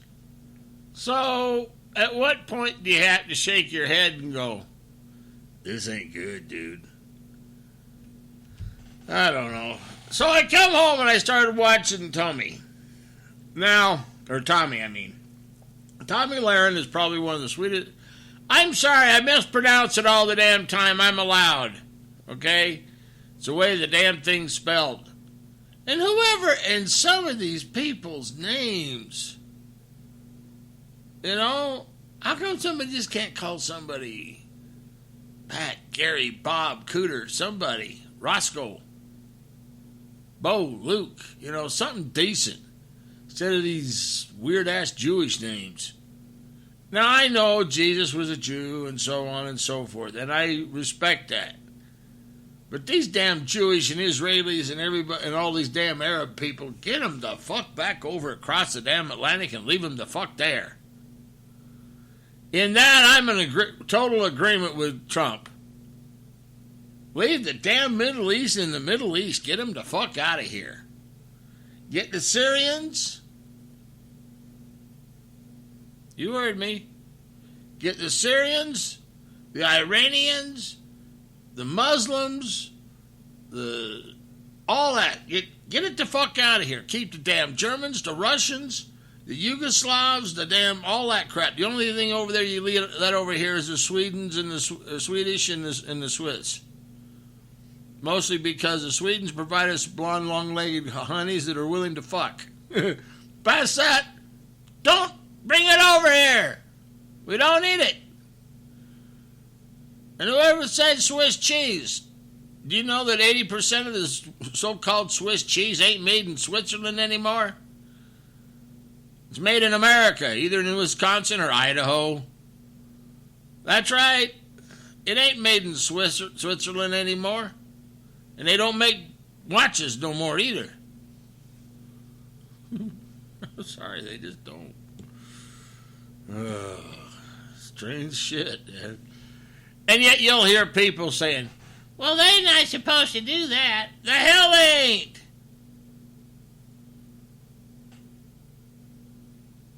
And as far as Mexicans, hell yeah. I say keep those damn burritos and damn tamales to back fuck over the damn border. And the hell with building this wall bullshit. They ought to just have snipers sitting there on a fence. Somebody jumps the damn fence, plug them one. Put a bullet in their ass. Who wants their asses over here? Now, I know. And to a certain degree, I fully, 100%, completely agree with the concept that if our little white bastardly kids that are on welfare, Tommy mentioned that tonight, and I'll get to something on that in a second. But the little bastards that are on welfare, okay, so it is $3 or $4 an hour. It ain't the big fancy 15 and 20, okay, or even the $8 that they make at McDonald's. I got an idea. How about give them a damn shovel or whatever, and have them go out here and trim beets, sugar beets, out here in the fields. Have them go break up rock and move in dirt clods out away from the harvesters. Let's have them go out here and move sprinkler pipe. Let's have them go out here and work on the farms. Our white kids. I'm not talking to Mexicans. The Mexicans are already doing that shit. Or migrant farm workers. You can't say Mexican. Because it could be anybody. It could even be those damn Basques or those Portuguese or somebody. Can't say just Mexicans. It could be anybody. Any ethnical yeah, fit it. We don't need them. Not one. But let's get the kids out there to do that. Think you can get them to do that? Nah. So we got to bring the migrants up here for that. Once that's done, put them on a bus, buy them lunch, and send them back over the damn border. Punch the damn circle in the work card and say next year. That's the way to do that shit. I don't know. I get wound up about this crap because it's important. Because it represents my freedom and your freedom. Most generally, it also has a lot to do with our tenacity and retaining our moral values in this country. You know, people can yap at me about the Confederacy all the time. And maybe the flag once upon a time that I love and cherish so bad has been desecrated. It's been condemned. It's been accused of a lot of stuff. But she still represents absolute freedom. Now, some people can say, well, it was about slavery and racism back there in old Abe Lincoln's day. But let's trace that up a little bit. Abe Lincoln was the curator, if you want to call it that, or at least the partial creator, that built the blocks for what would later on become both communism as well as Marxism, corruption, politics, especially the Republicans. And let's look at history and let's look at now. And I'm going to get to something on old bald-headed Obama here in a minute too. Because I watched that debate last night. And I heard Tommy saying that Hillary didn't give old Trump the right kind of recognition, and they didn't it was skewed and all that. No, it wasn't. Quite simply, yeah. Maybe the poor bastard is not ready for prime time. Now, I'm not saying give it another 4 years and let him learn a little bit more and then let him take a swing at bat. But as it is right now, I think I really don't like Clinton or Hillary either, particularly. But she's got more going for her than the other than Trump does. Because Trump doesn't know foreign policy.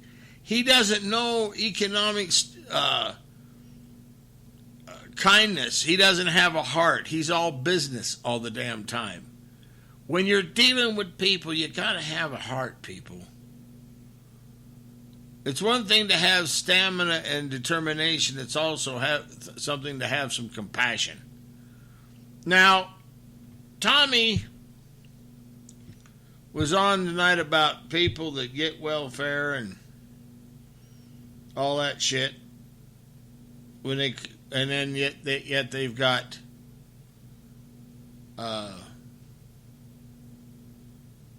Xboxes, 2 cars, cables, satellite TVs, real fancy furniture, all that shit. Hell yeah, I agree with that. Before I was able to qualify, that's what pissed me off. I couldn't qualify, or, I couldn't get into one of these places back, even 10 years ago. No way in hell. I made too damn much fucking money.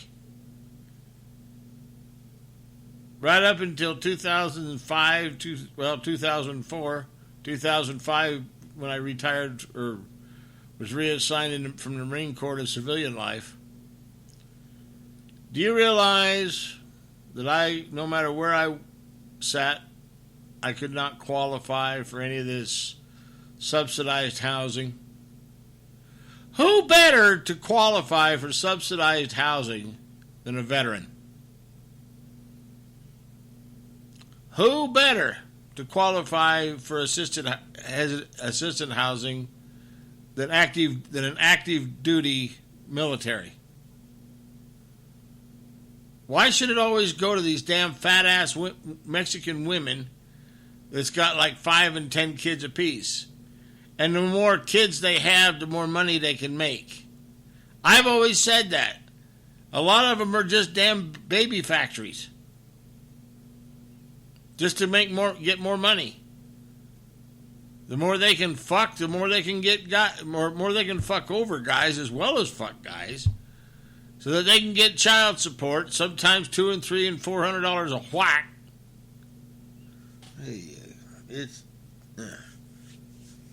I don't know. But Tommy was talking about the deal with people that are getting it and it shouldn't be, and being able to afford all kinds of fancy shit. Hell, even brand new cars. I fully agree with that. Absolutely 100%. And now that some of these people are going to, especially these women and shit, are going to have to take drug tests and so on and so forth. I thought in my head when I heard that, I thought, well, there goes about 75% of the recipients in Evanston. Because most of them are on something or at least addicted to something. And the other half are felons convicted of trafficking the same shit. So if all of a sudden, I don't know. It's just, so yeah, I agree with that.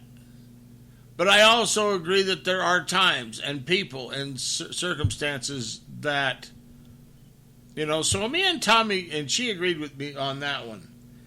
But the thing is, when it comes to the Republican Party and all of that, everybody always thinks that they're all so friggin' great. Think about it, people. When the Republicans have been in charge, that's when most of the bullshit starts. And then it takes a Democrat to get in there and try to, in 4 or 8 years, to try to clean up the mess. Think about it like that. I mean, hell, Nixon and Ford was in there. Finally, poor old Carter had to step in and clean up the mess.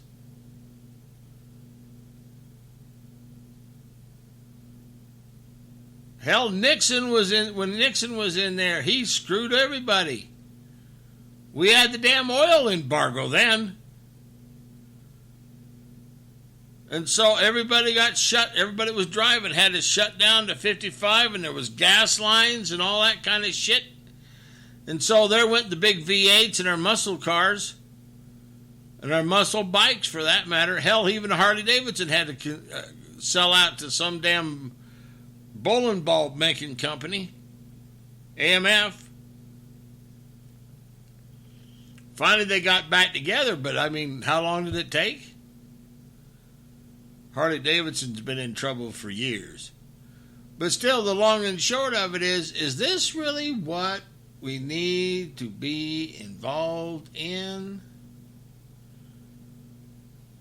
Okay, and then, of course, like I said, after all that mess, then Carter had to step in and try to clean up the mess.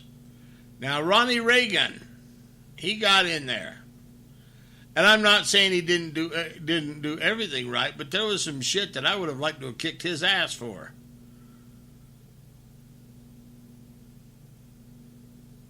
I really would have. But then guess what? After 2 terms there, what did it take? It took poor old Hillary's old man to get in there to straighten shit out. And then nobody, and I told you this back when the stupid motherfucker was, when Bush got elected. I said, this is going to turn out bad. And it did. And eventually, finally, people got tired of Bush. And that's why they elected Obama. Now, I'm not saying Obama's done all that bad, and I'm not saying he's done all that good. I think a lot of his policy leaders and department heads and all that, like the Federal Communications Commission, among others, are a bunch of dopies. If it was up to me and I was involved with shit down there, hell, I would love to be back in Washington, D.C. and show every one of those son of a bitches, hey, there's the fucking door. Get the hell out. If you don't know this nation, get the fuck out. If you don't speak English fluently, get the fuck out. And then I'd go out there along that damn, where it says, give us your humbling masses world and all this happy shit that's carved on the side of the damn Statue of Liberty. I'd like to pay somebody to go out there and take that son of a bitch down and just put up another sign that says, no vacancy.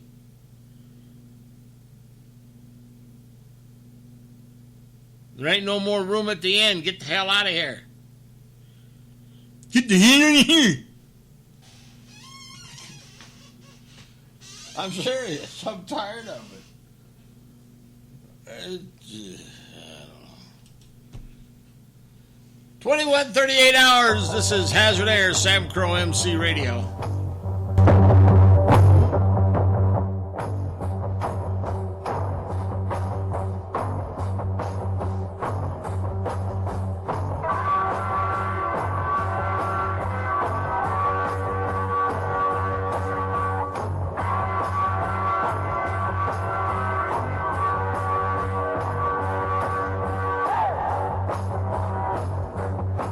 Oh, my temperature,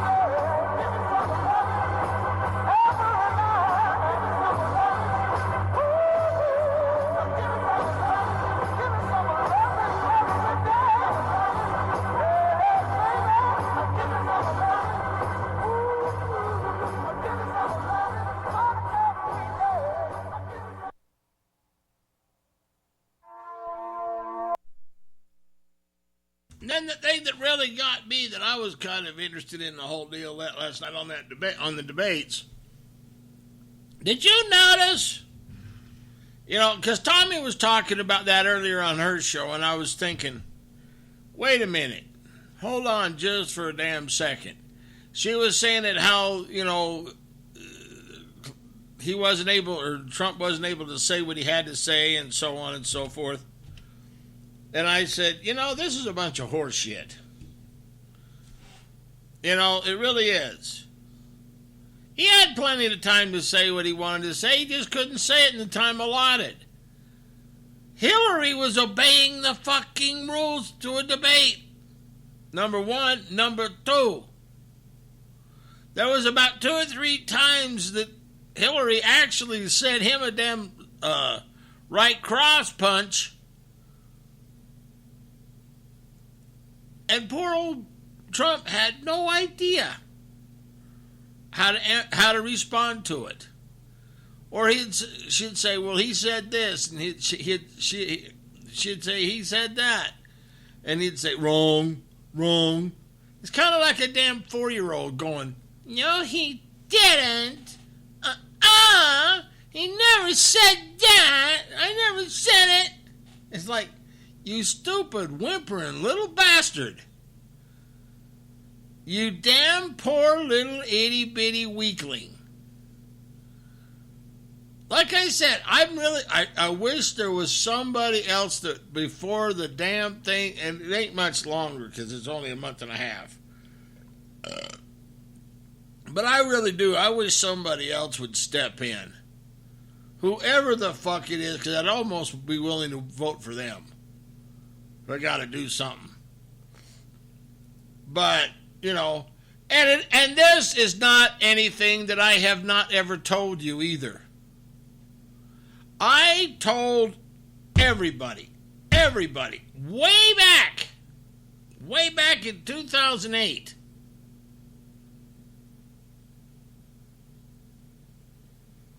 even back in 2006 and 7, when Obama was going for it for the second time. And I said, then,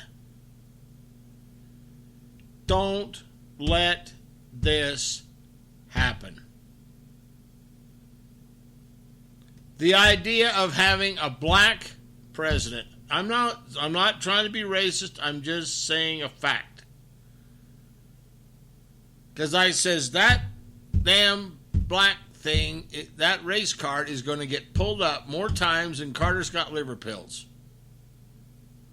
And what's happening now? Black Lives Matter.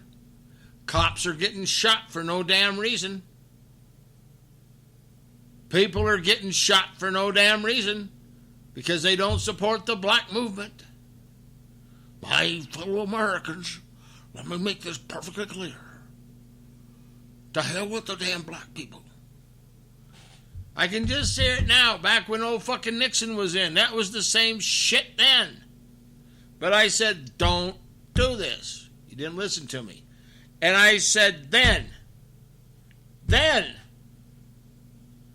let's start getting money together. I don't give a shit how it's too damn late now. The damn horse is out of the barn. Okay?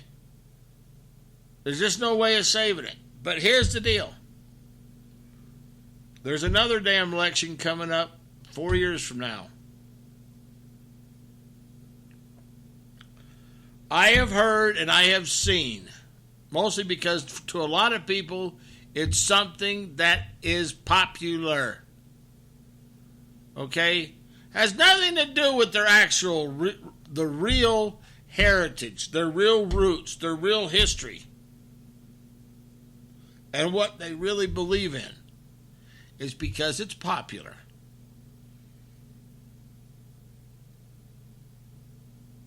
Being the anti-establishment,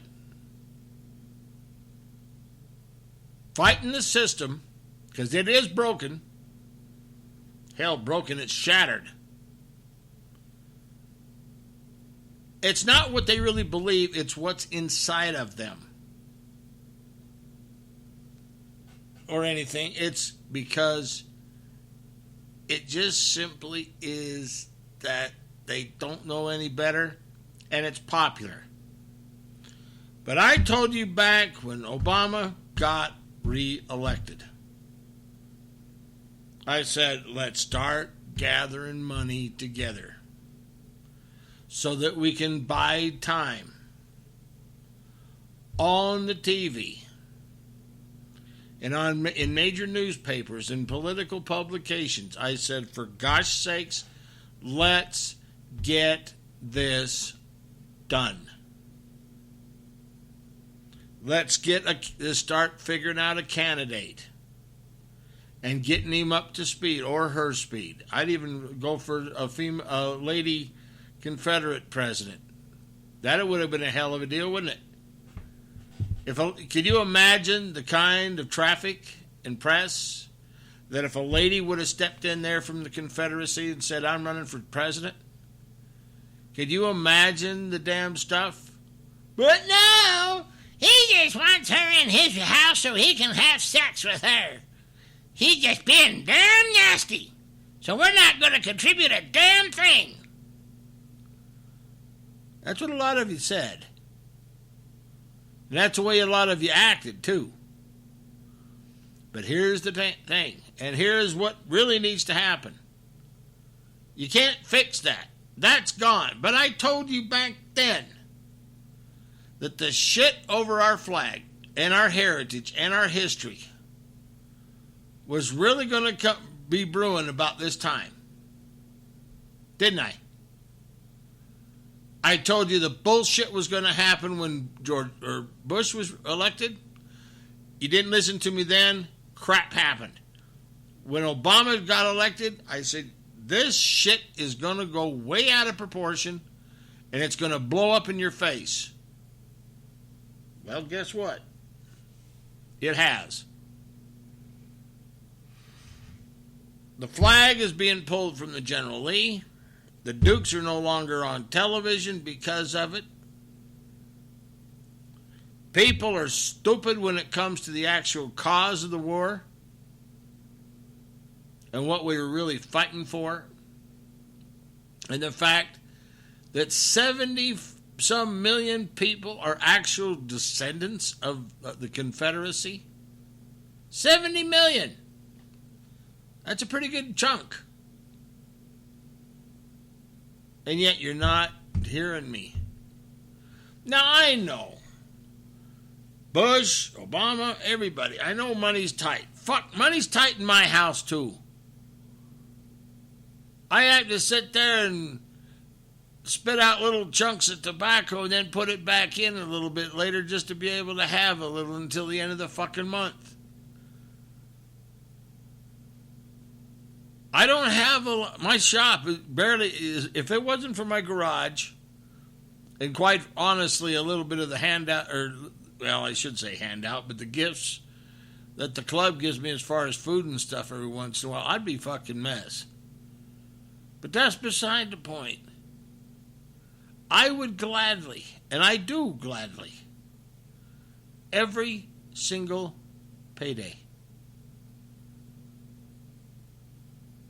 I take $50 out of my wallet and I put it in to the political fund.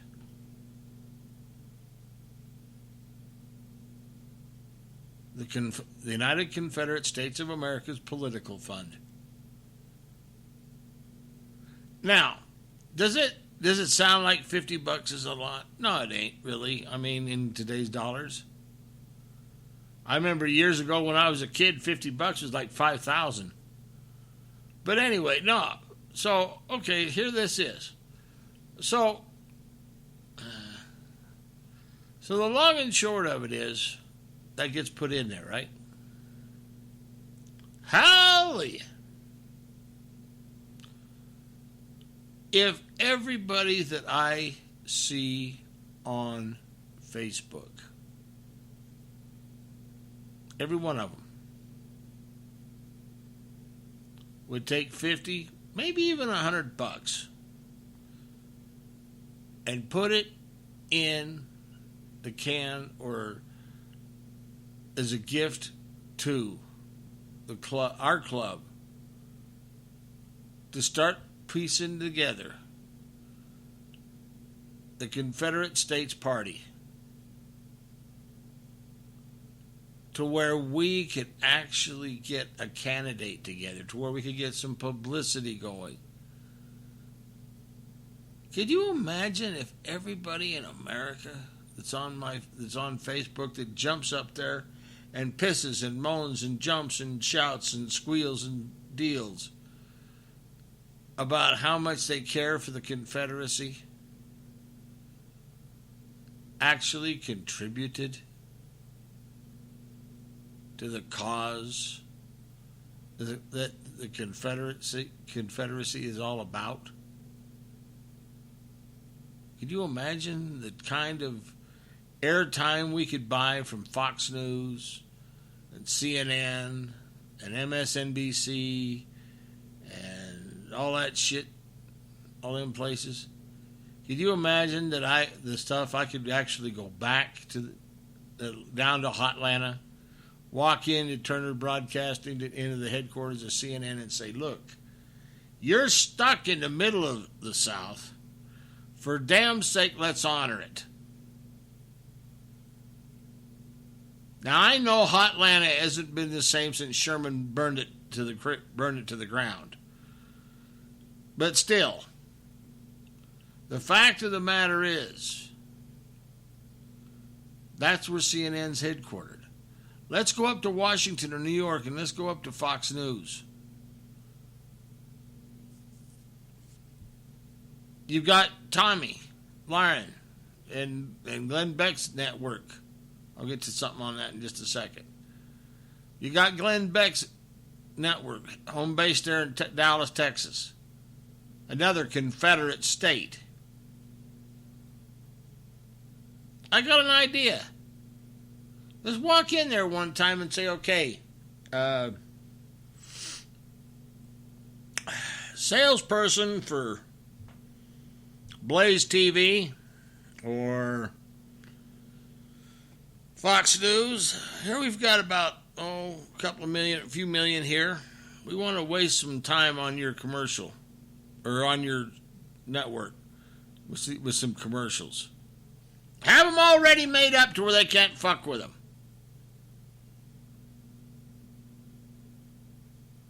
Take that in there and say, this is the Confederacy. This is what you're persecuting. This is what you've been taught. This is the truth. Could you imagine the kind of a movement we could get started? Could you imagine what it'd be like at the Confederate? I mean, and it would be pretty much the same thing as it was once. But could you imagine the kind of movement that could be made with the Confederacy against Black Lives Matter? Could you imagine the outcome?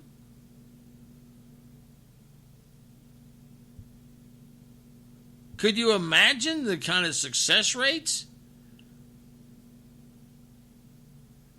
But no, everybody would rather take that $50 or $100 a month or week, whatever, and go buy a couple of cartons of cigarettes, a few groceries, some thingamajig or thingamabob for their pickup truck, a new blanket or a coat for their Mexican wife,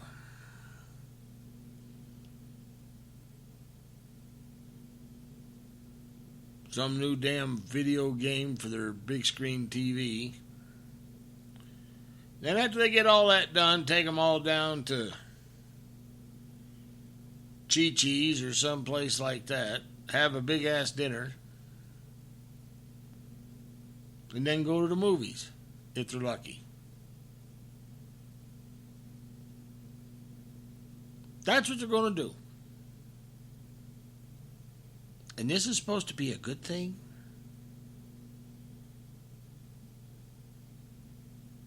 This is what you're doing with that money? And yet your country is slowly, well, hell, it ain't slow anymore. Hell, it's on a damn fucking tidal wave. Our nation is sinking, people. It's deteriorating. It's going to hell.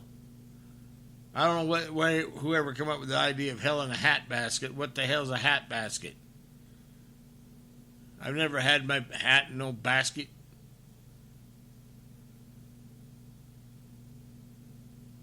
It's going to hell on the end of a damn cannon shell. I mean, it's moving. And trust me, the day is going to come 5, 10 years, maybe even 15 down the road, when a bunch of you are going to wake up some morning and all those federal benefits are gone.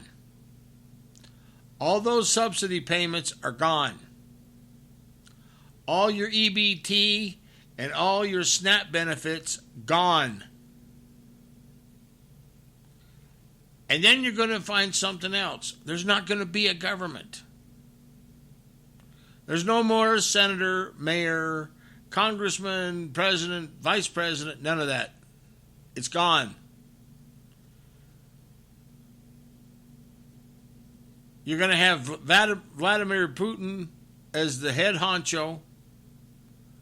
Maybe if something doesn't deter it, Donald Trump is his assistant,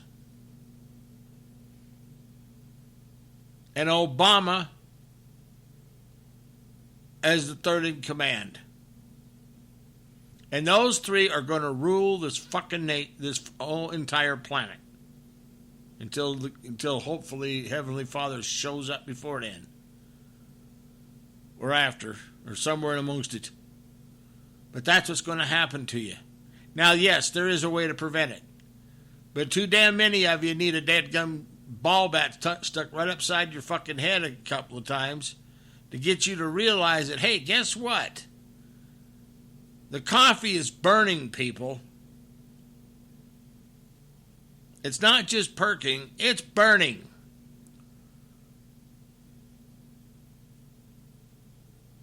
Hopefully, I'll be dead by the time that happens. 2,200 hours in your evening. This is Hazard Air Sam Crow MC Radio.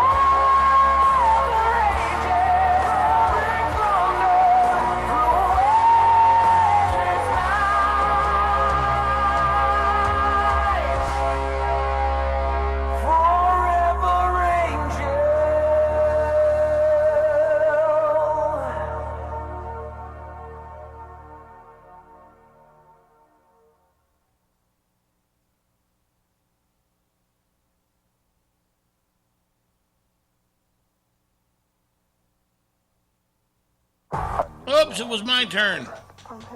Everyone. A dark mystery. Has anyone died in this house? You're imagining things only she can solve. Perfect monsters of us all. Crimson Peak, rated R.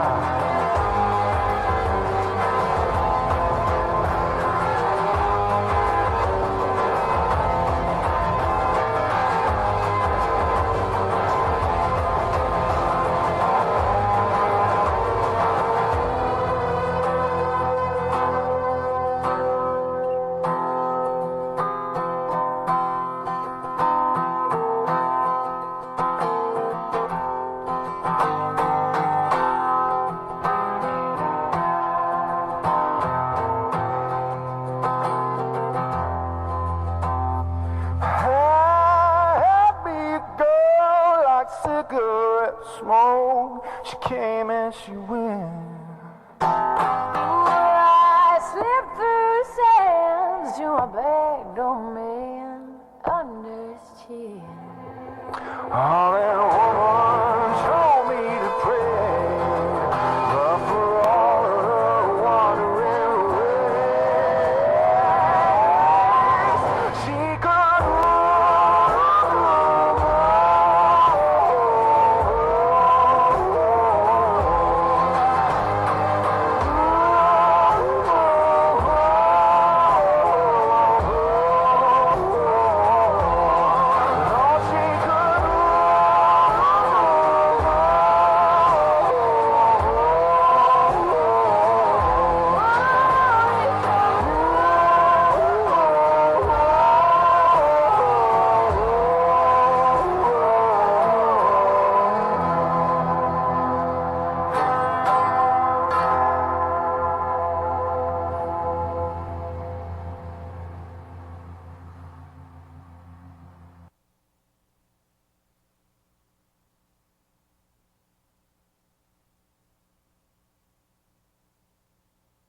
Oops, almost was going to take a nap there for a second. The term converged infrastructure to address a need in the industry. And converged infrastructure built server storage and networking into one and made IT more efficient by enabling them to address all those assets as one.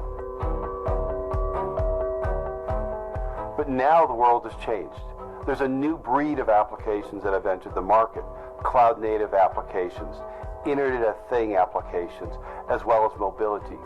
IT is now challenged not only to simplify and make IT efficient, but also increase the pace of delivering these new capabilities and applications to their end customers or their employees. They're challenged from dealing with packaged applications that converged infrastructure really focused on. IT only updated those infrastructures and the applications maybe twice a year. Now, with new cloud-native apps, IT is challenged to deliver maybe 2 applications every month. So to address this new economy and cloud-native apps, HP is announcing our composable infrastructure. And the easiest way to think about composable infrastructure, it's turning infrastructure to code. When I go around and talk to IT administrators and IT executives, they want a simple line of code that they say, I want this amount of resources to manage my applications. Give me the right amount of compute, the right amount of storage, the right amount of fabric when I need it for my application. That's what composable infrastructure is all about, making that infrastructure truly programmable so that through a single interface, a single line of code, you get the infrastructure you want and not the infrastructure you don't.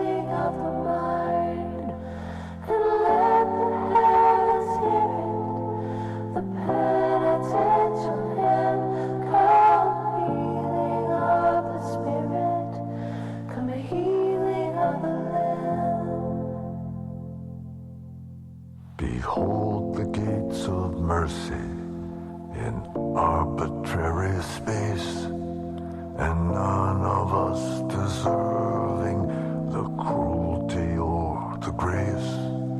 Oh, solitude of longing, where love has been confined, come healing of the body, come healing of the mind. Oh, see the darkness yielding that tore the light apart. Come healing of the reason, come healing of the heart. Oh, troubled earth concealing an undivided love. The heart beneath is teaching to the broken heart above. Let the heavens falter, let the earth proclaim, come healing of the altar, come healing of the name. Oh, longing of the branches to let the little bird, oh, longing of the arteries to purify the blood. And let the heavens hear it, the penitential hymn, come healing of the spirit, come healing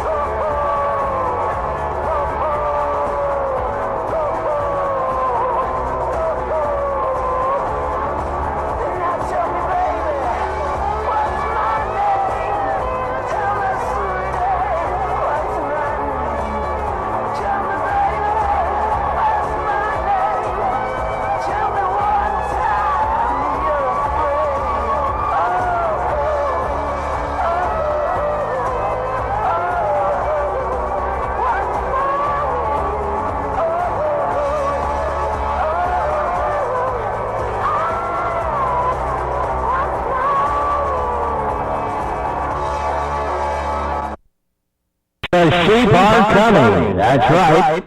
Out of the Badlands of Idaho comes the one that has been the one called to all roadside emergencies. Black Sheep Towing. Part of it, the One Automotive. With 5 trucks in 8 locations throughout Idaho and coming soon to Wyoming. The one call that gets you a Mountain West Towing Council certified emergency vehicle recovery technicians responding to your call. Not just some tow truck driver. Radio dispatched by us, not some answering service like some others. If you need a tow, big rig or little hauler, get hooked by the VMF 214 Black Sheep Towing. The best to be knowing when you need towing. The big number is 801-593-5505. Arthur, affordable towing or quick response mobile vehicle service.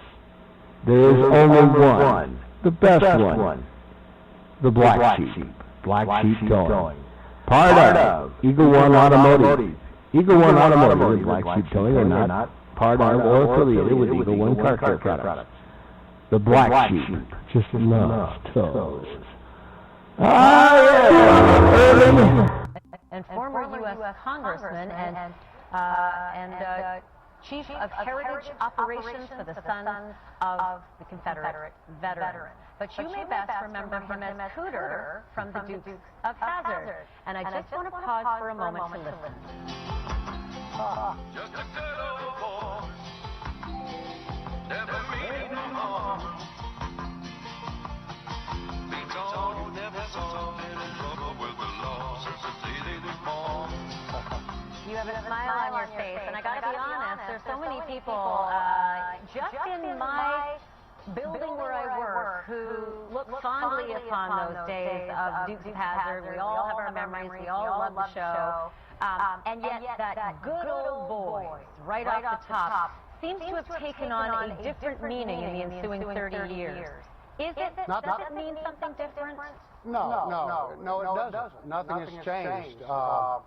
In fact, I think, if anything, the Dukes of Hazzard is more popular than ever. It's shown in 50 countries around the world. It's beloved, has been beloved by several generations, and we see an awful lot of young people now who are just falling in love with the show. And as you pointed out, and good old boy is just a good person, a good-hearted person. It's not about color, it's not about race, it's not about any of that. That show did have, prominently featured a Confederate battle flag in a very positive context, in a place where there was no racism. The good guys always won. I know the world's not like that, but you must understand that flag has been seen and is now seen, and also in positive context. It's been used by racists, by horrible people such as this man who killed those people in Charleston. Terrible thing. Yeah, I'm sure he also has used the American flag. The Klan burns the Christian cross, and their flag's the American flag. Different context. In the context of the Klan and these racist, hateful people, I can understand how people could be upset about that. So for many of us, it just simply represents my ancestry, my DNA.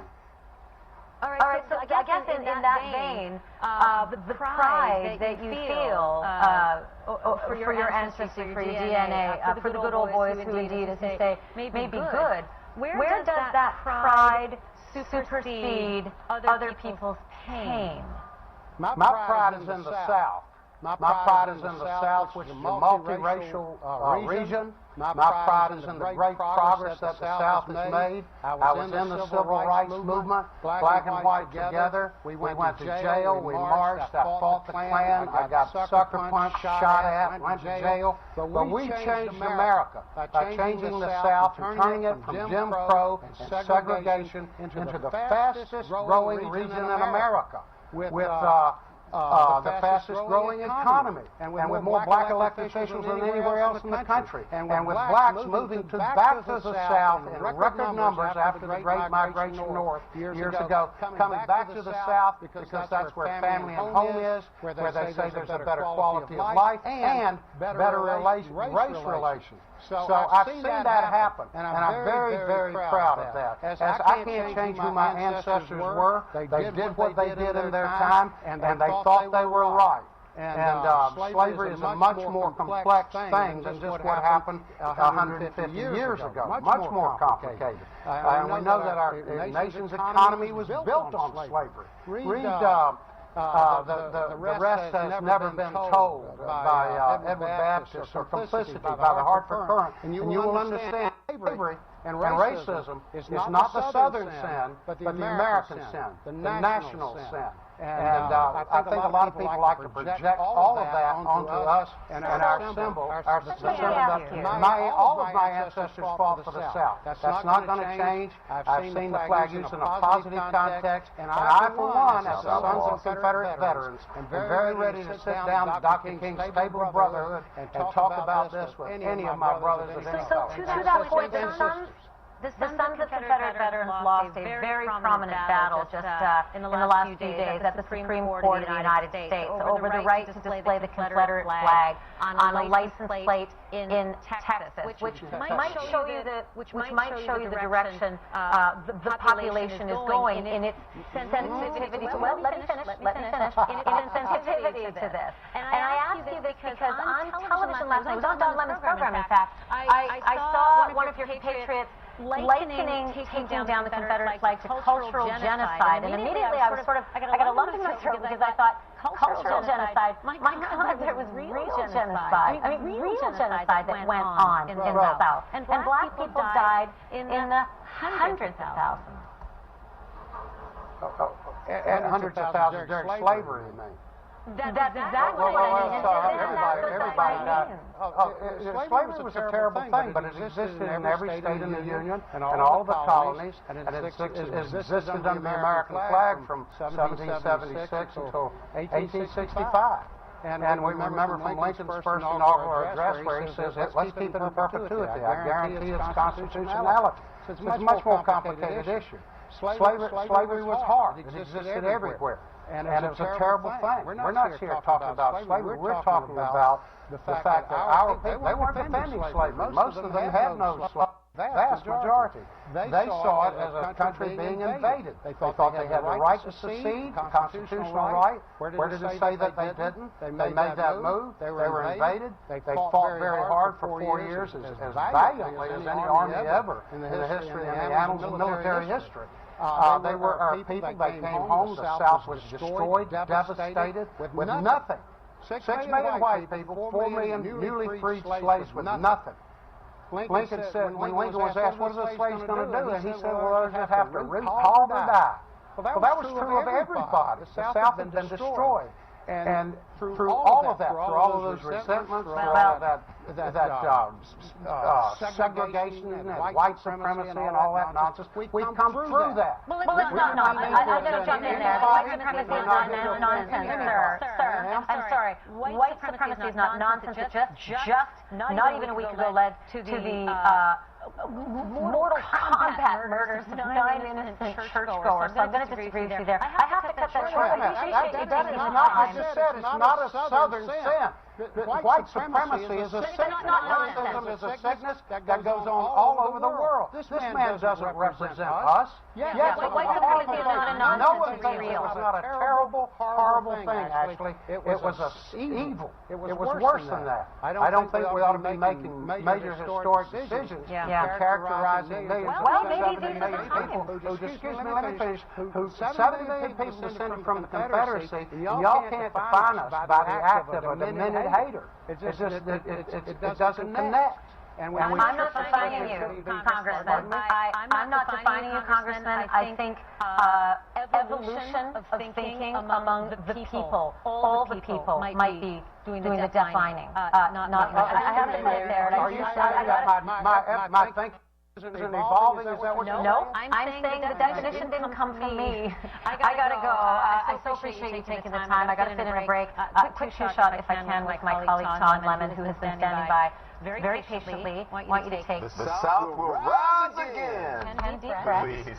You don't even, Listen, you don't even need me after this. I mean, what he said speaks for itself. I don't really have to say anything. Like, you want to hear from me? I have a question for you. I do have a question for you. Don's going to come back with me, and we're going to digest what we just heard.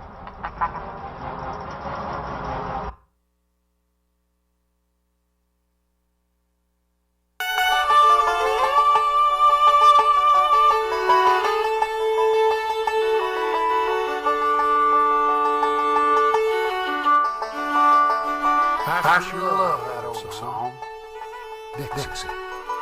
They say that Abraham Lincoln asked that it be played the night the war between the states ended. It's a beautiful anthem to life in the South. But you hardly ever hear it anymore. The elitists insist that it is politically incorrect, meaning that it might possibly offend somebody somewhere for some reason. It's like this old rebel battle flag, worn, stained, frayed. It's the Christian cross of St. Andrew. But some politicians claim that it's a symbol of racism, hatred, slavery. Well, I think they got that wrong. I know that a lot of these feelings are honest and rooted in pain. But there's another side of the story, also honest and rooted in the turmoil of history. I believe, after a long lifetime in the South, that 98% of the display of this flag reflects love and heritage. It is indeed a symbol of pride, not prejudice, of family love, not division and anger. You know, I know that some idiotic racists display it in their shameful rituals. Like most Americans, I'm sick of these bigots with their pointed heads and flaming crosses. They bring dishonor to this flag. They desecrate it, just as they desecrate our American flag, the Christian cross. They are a pitiful handful. There are millions of us, 70 million descendants of the Confederacy. And when we fly it, it is about pride. Pride in the glories of this region. Pride in the accomplishments of our people. And yes, pride in our ancestors who fought that terrible war and made a record of valor, sacrifice, and courage unequal in the history of conflict. Understand that we're not arguing causes of that war. Even our greatest historians disagree on that. No, we honor the effort. The effort of those who fought against overwhelming odds. You see, it's simple. They were our people. Our folks, our family, our flesh and blood. In the context of their times, they believed they were fighting for their homes and their rights. Just as their fathers and grandfathers had fought the British to free America from the yoke of tyranny. When the war between the states ended, Southern folks, black and white, had absolutely nothing. Nothing but hope and pride. And we're proud still. Proud of our ways of talking, our music, our history, heritage, and above all, our people. All of our people. Dr. King said it best. We should judge people by the content of their character, not by the color of their skin. So please, don't judge us. You see, we're going to feel this way in 1,000 years. It's who we are. You can't legislate away honor. You can't disdain tradition. You can't rewrite history. You can't change the past. And as hard as you try, you cannot overcome love.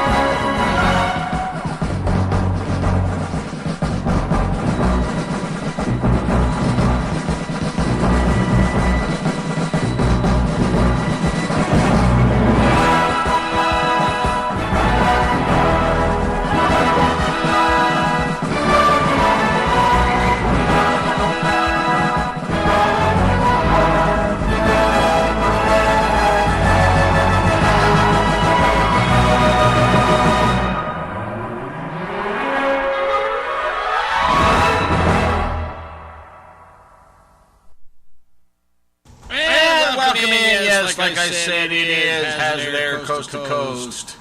In with you on a Friday. Yeah, it is Friday.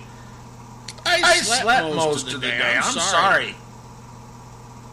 Stayed up most of the night worrying about Cody getting here.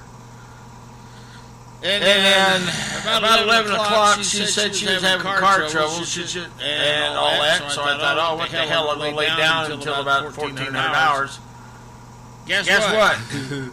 About 15:30, all of a sudden, she was here. So we spent about a couple hours visiting and stuff back and forth. I think we've got to keep her. Hard to tell if it's going to be another Nurse Goodbody or Miss Dixie Diesel, but 1993. But I think we're close. She's not only on air savvy, she's tech savvy. So I think that's pretty much going to be it.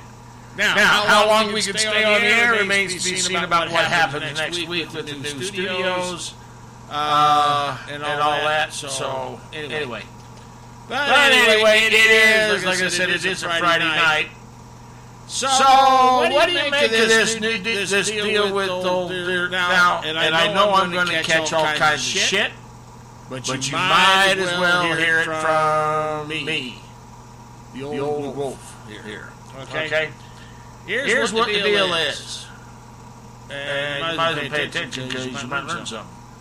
I know not everybody is in bed, or, well, maybe not, with Hillary Clinton right now, but let's dig this.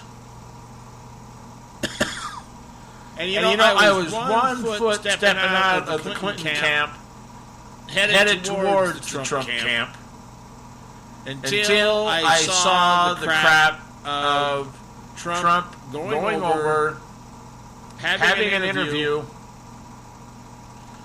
and doing everything short of climbing in bed with Putin. We call him Russian Putin. But all of a sudden, we're starting to made up with Russia. I don't know if you think or thinking anything here, but this is scary shit. I mean, really scary shit. Do you want the man or person who is going to be sitting in that big old office with his fingers on the buttons? I mean all over those buttons. Ready. And I mean all the missiles and everything in bed with the Russians. Does this not exactly kind of scare you a little bit? I mean, I know, and I have nothing really against, per se, as a population, against Ruskies. But don't you see a few parallels here? All right, here's the deal. Okay, and maybe, like I said, maybe nobody else is paying attention to these things. I sure the hell am. I know that the Ruskies have been a little bit freer, and I know their economy went tits up. But here's the thing that I'm worried about. All of a sudden, Trump is talking about building a wall, right, between us and Mexico to keep people out. Okay. And I agree. If you're going to come to this country, you should do it legally. Not just sneak over the border and take over all the social services, everything from SNAP benefits to Social Security to gosh knows whatever else. And that's bad enough. But here's the thing. Trump wants to build a wall. Where have you heard that before? Did Stalin and Hitler not build a wall between Russia and Germany? East and West Germany? Wasn't it somebody else that tore the son of a bitch down? Everybody keeps referring back to Ronald Reagan. Ronald Reagan would say, bullshit. Okay?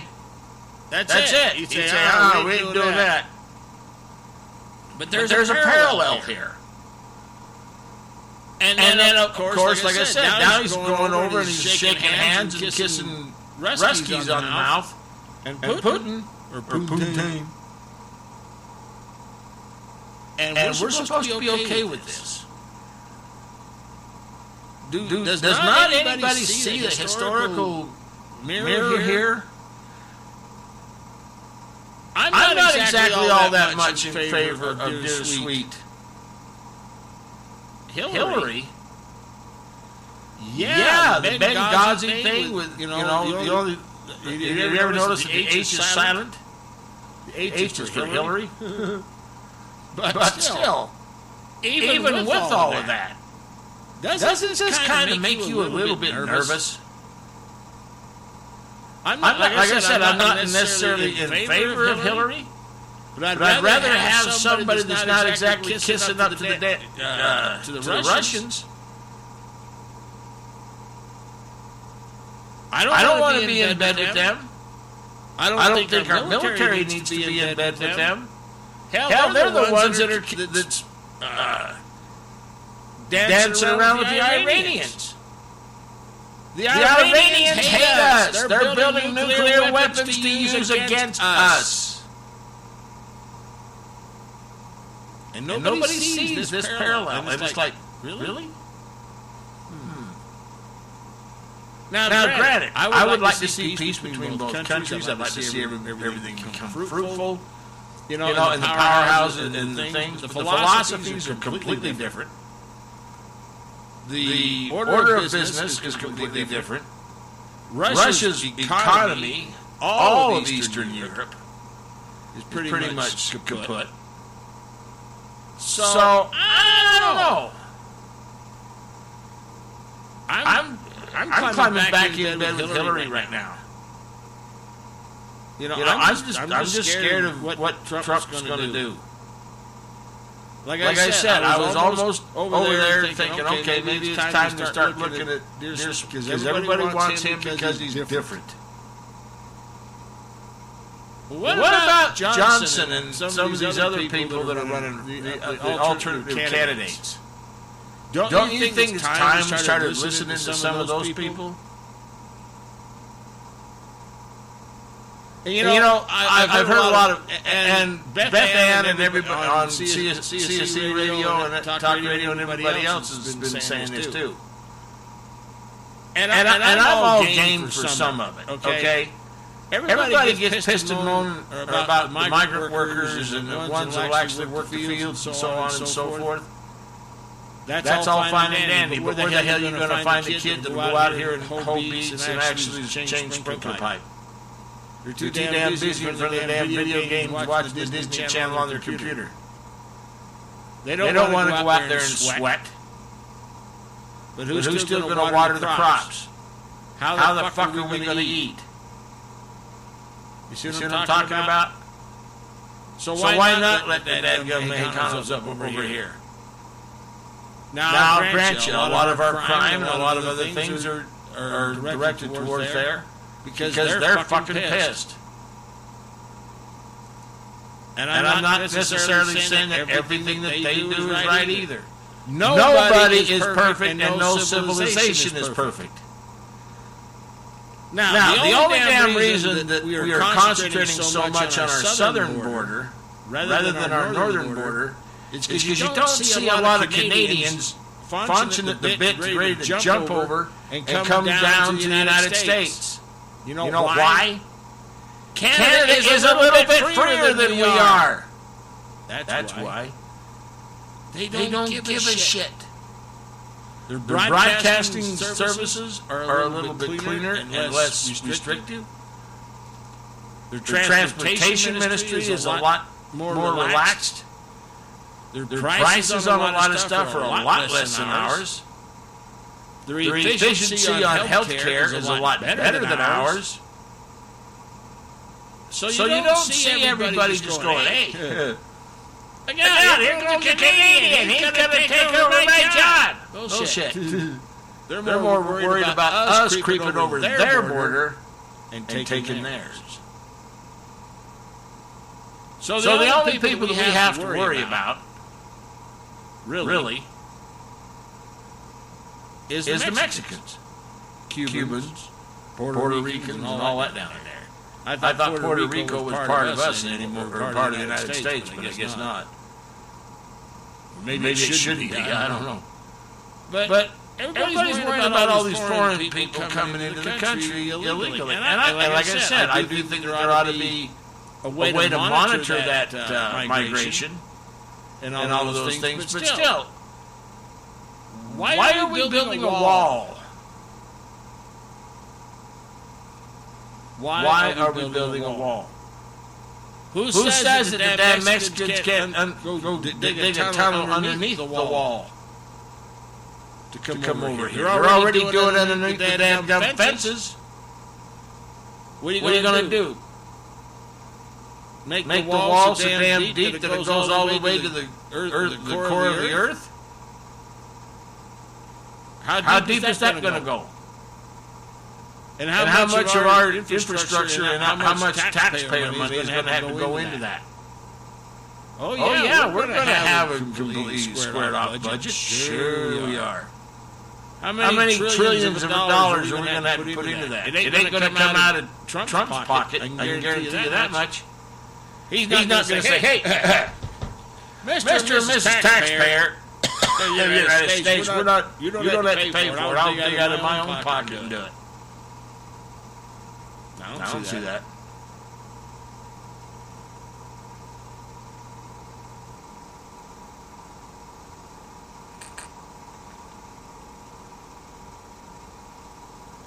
He's going to make damn sure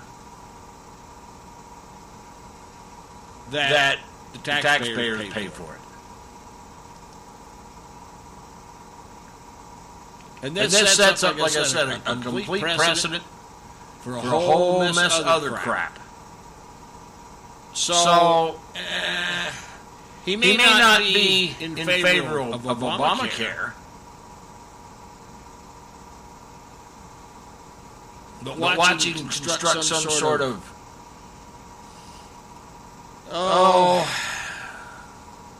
I don't know, federal health care of some sort. It's going to mimic, if not absolutely duplicate, what they have in Russia. State-controlled medical care. And they're not any further ahead than we are on medical technology. In fact, probably a little bit less.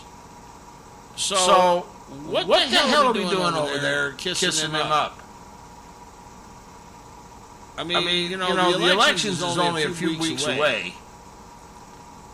And everybody's scratching their head going, which one do I vote for?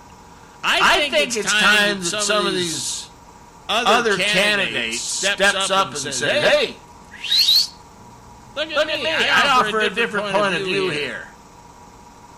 And I think that the mainstream news agencies, Fox and CNN and MSNBC and who knows who all, needs to step up to that podium and tell us what they're planning on doing. Don't you? Because like I said, the two idiots we got up there now, I don't trust either one of them, but I'll take the lesser of the two evils. And that's Hillary. Now granted, that would keep a lot of people that's currently in government positions, Federal Communications Commission Director Tom Wheeler and a few others. And maybe that's good, maybe that's bad. I don't know. Depends on how you look at it. But it keeps the same people in the same places doing some of the same work. Now I'll grant you, our Veterans Administration and VA hospitals and whatnot needs to be upgraded. I think a lot of their data systems needs to be, fixed. But still, the long and short of it is, this country's in a deep world of shit. And the last thing that I want to be doing is trading this off and handing it over to some damn Russian. especially Putin. So I don't know.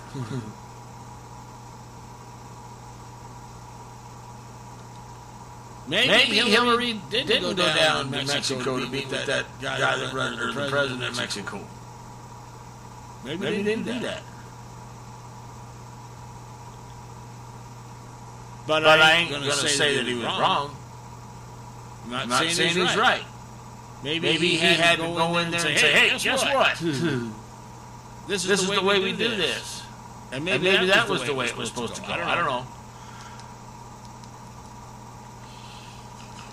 And yes, I realize that Hillary Clinton does cough a lot. Maybe it was joked the other day about something to the effect of Hillary being allergic to Trump. Maybe she is psychologically or psychosomatically.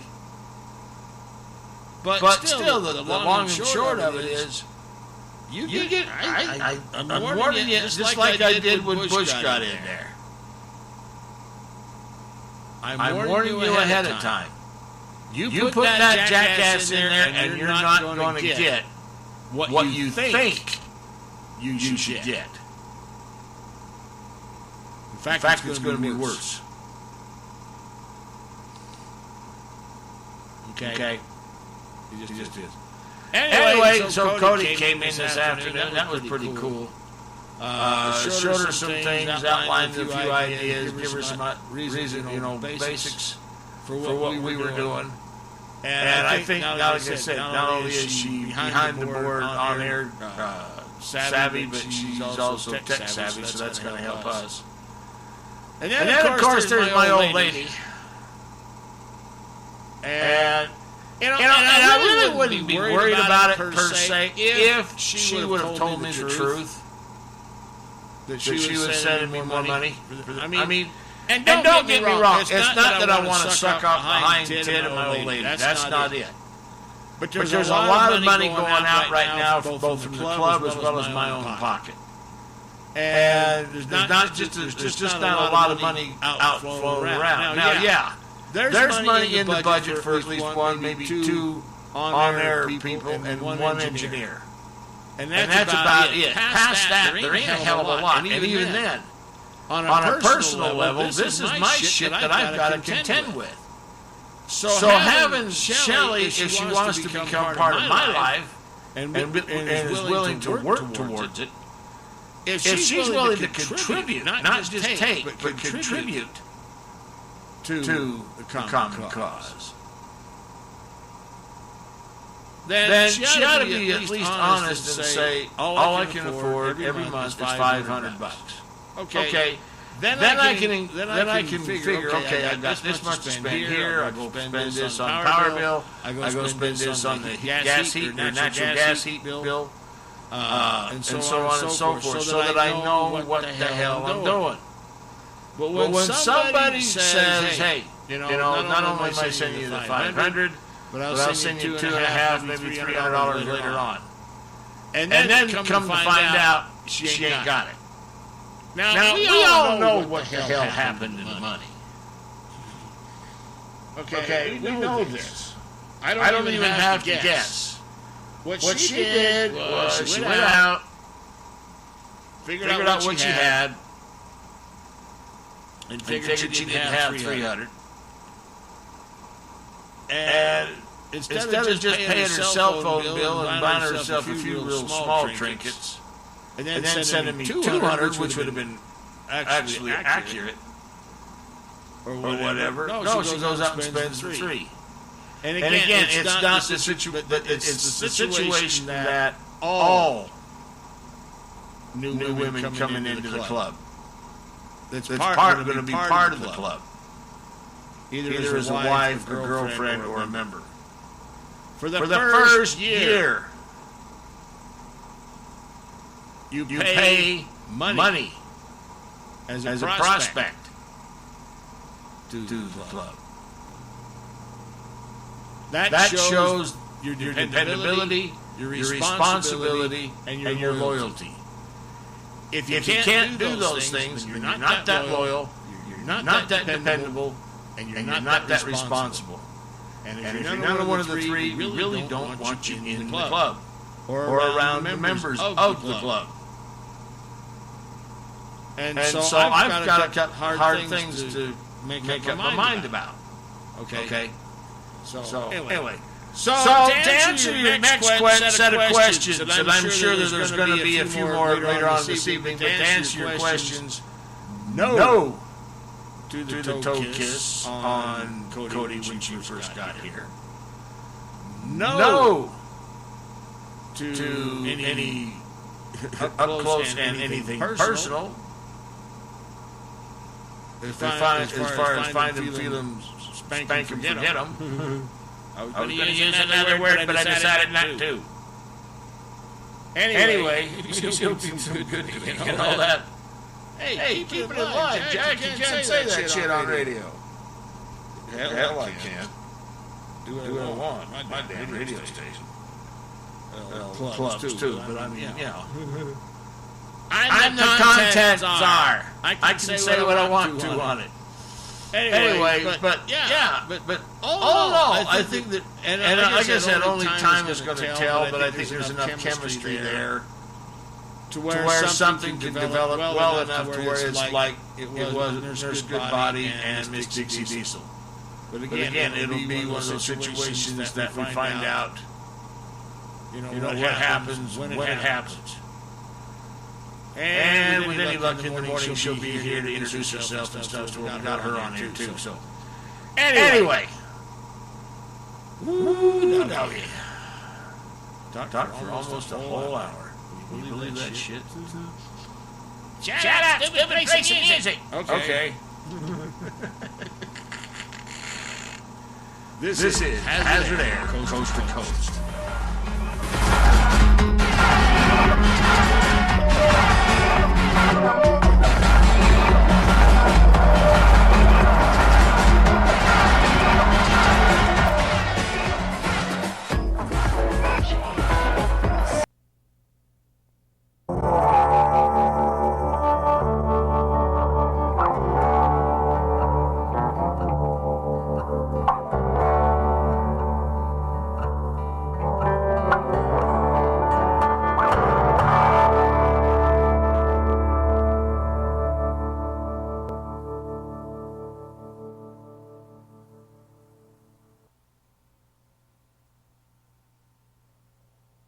There are 7 billion of us in the world today,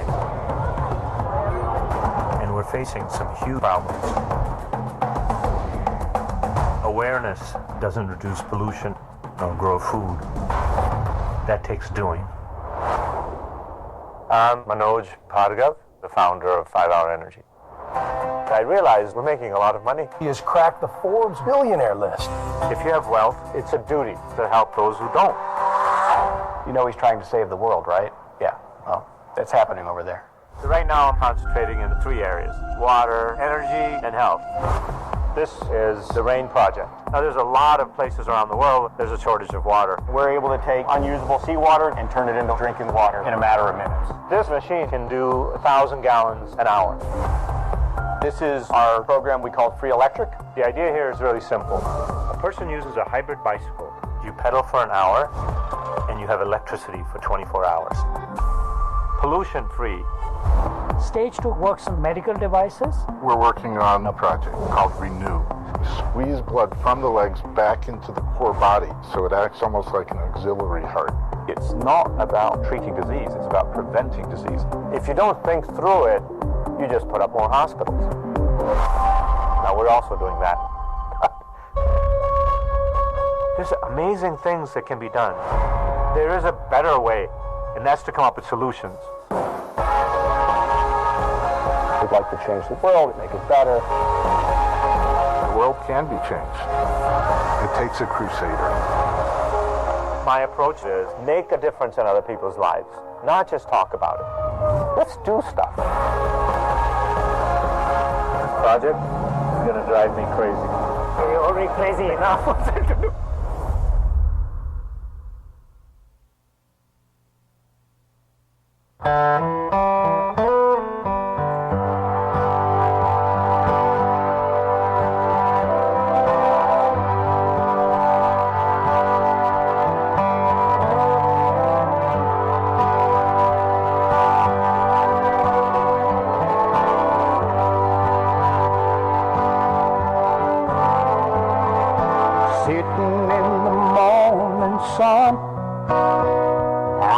be sitting when the evening comes, watching the ships roll in. Then I'll watch them roll away again. Oh, sitting on the dock of the bay, watching the tide roll away. Sitting on the dock of the bay, wasting time. I left my home in Georgia, headed for the Frisco Bay. I had nothing to live for. Looks like nothing's gonna come my way. Oh, sitting on the dock of the bay, watching the tide roll away. Oh, sitting on the dock of the bay, wasting time.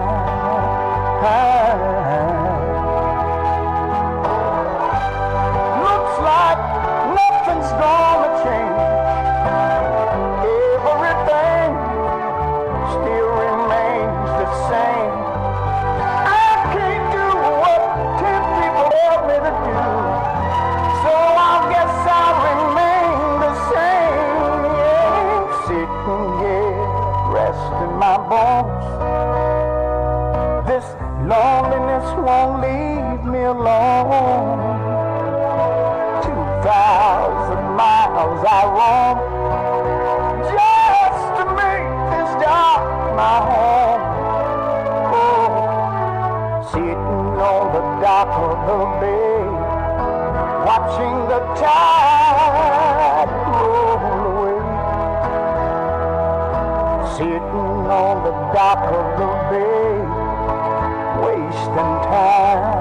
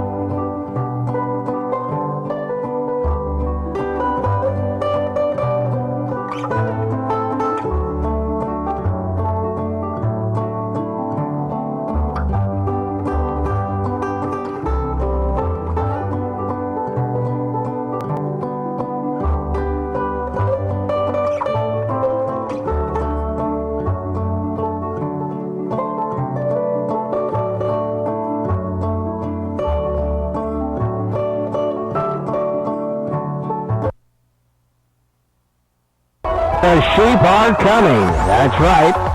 Out of the Badlands of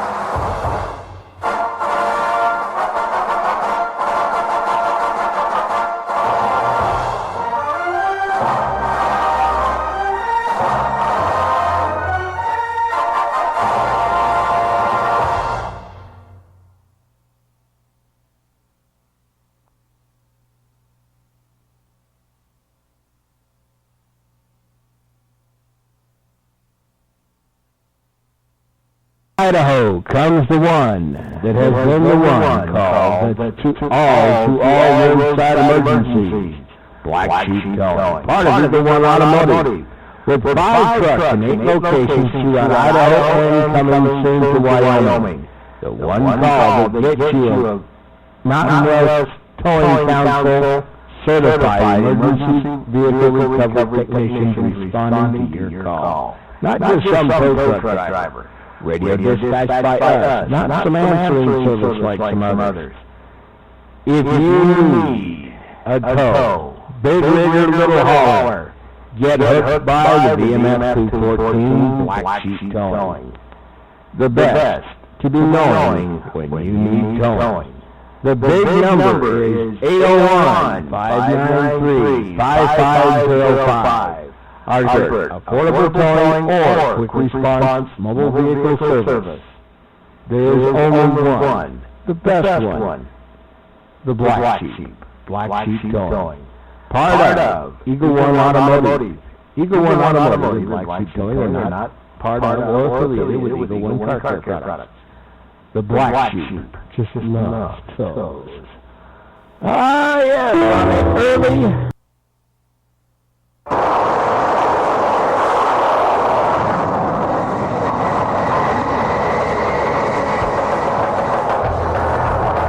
In 2006, an exalted but aging veteran of the skies wrote the final chapter in its illustrious history. The last 22 operational F-14 Tomcats, based aboard the USS Theodore Roosevelt in the Persian Gulf, flew their final combat sorties over Iraq. This would be their last flights into harm's way before their scheduled retirement from active duty.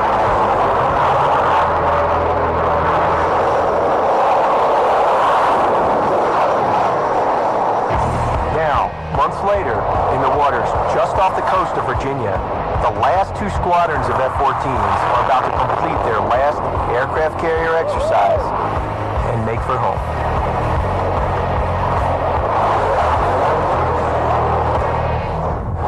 This is the flight deck of the USS Theodore Roosevelt. We're here today to document the last cats and traps for catapult takeoffs and arrested landings of one of the Navy's most amazing fighter jets, the F-14 Tomcat. Now, I had the distinct privilege of driving the Tomcat for 6 years. The first 3 were with Fighter Squadron 51, embarked aboard the USS Carl Vinson. Back then, our commanding officer was a sharp aviator named Admiral Robert F. Willard, call sign RAT. First time I flew the airplane was fairly new. I was one of the early guys that came out of the training command into this jet that was bigger than life. Admiral Willard is now the Vice Chief of Naval Operations, but like me, he'll always be a Tomcat guy at heart. It was about the stick, and it was about the rudders, and it was about your ability to move those big surfaces in the air to make the airplane do what we wanted it to do. And what I'll miss the most is the athletic part of flying the F-14 and the athletic part of fighting another one. Now, my last 3 years in the Navy were spent at the West Coast Replacement Air Group, or RAG, where I instructed new pilots in the Tomcat. Nowadays, I'm an airline pilot for American Airlines. But looking back, I can honestly say being strapped into the cockpit of the incredible F-14 Tomcat was one of the best times of my life. After 31 years of frontline service in our country's defense, the F-14 is headed to the boneyard. But before it does, we'll gain some in-depth perspective from those who fly it and maintain it, both on the beach and here, what is affectionately known as the boat. So please, strap in and welcome aboard.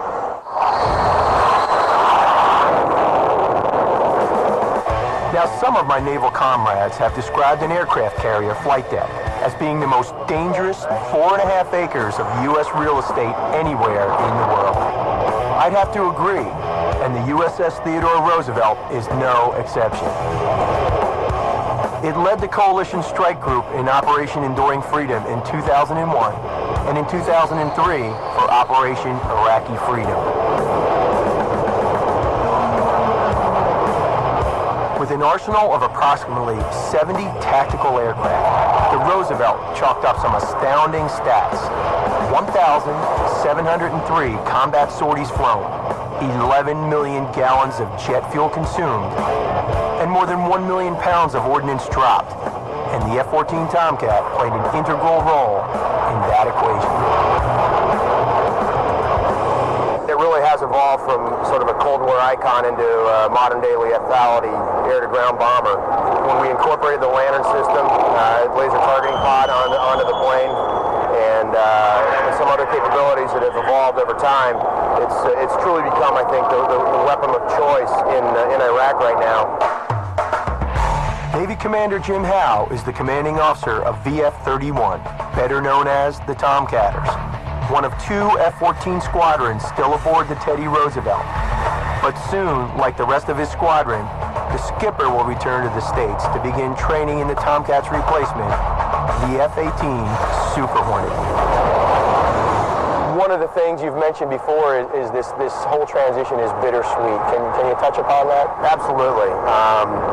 As a career F-14 pilot, it's been just a great joy of mine to fly it. And I think the thing I'll miss most are the people associated with it. It's truly my feeling that the best people I know either fly or fix this aircraft.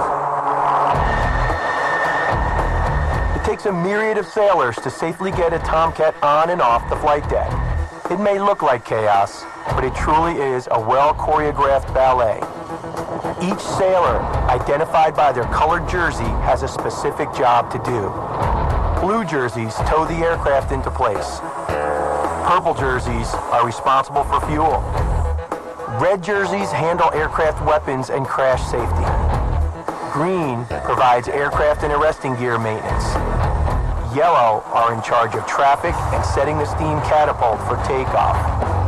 White are safety and landing signal officers.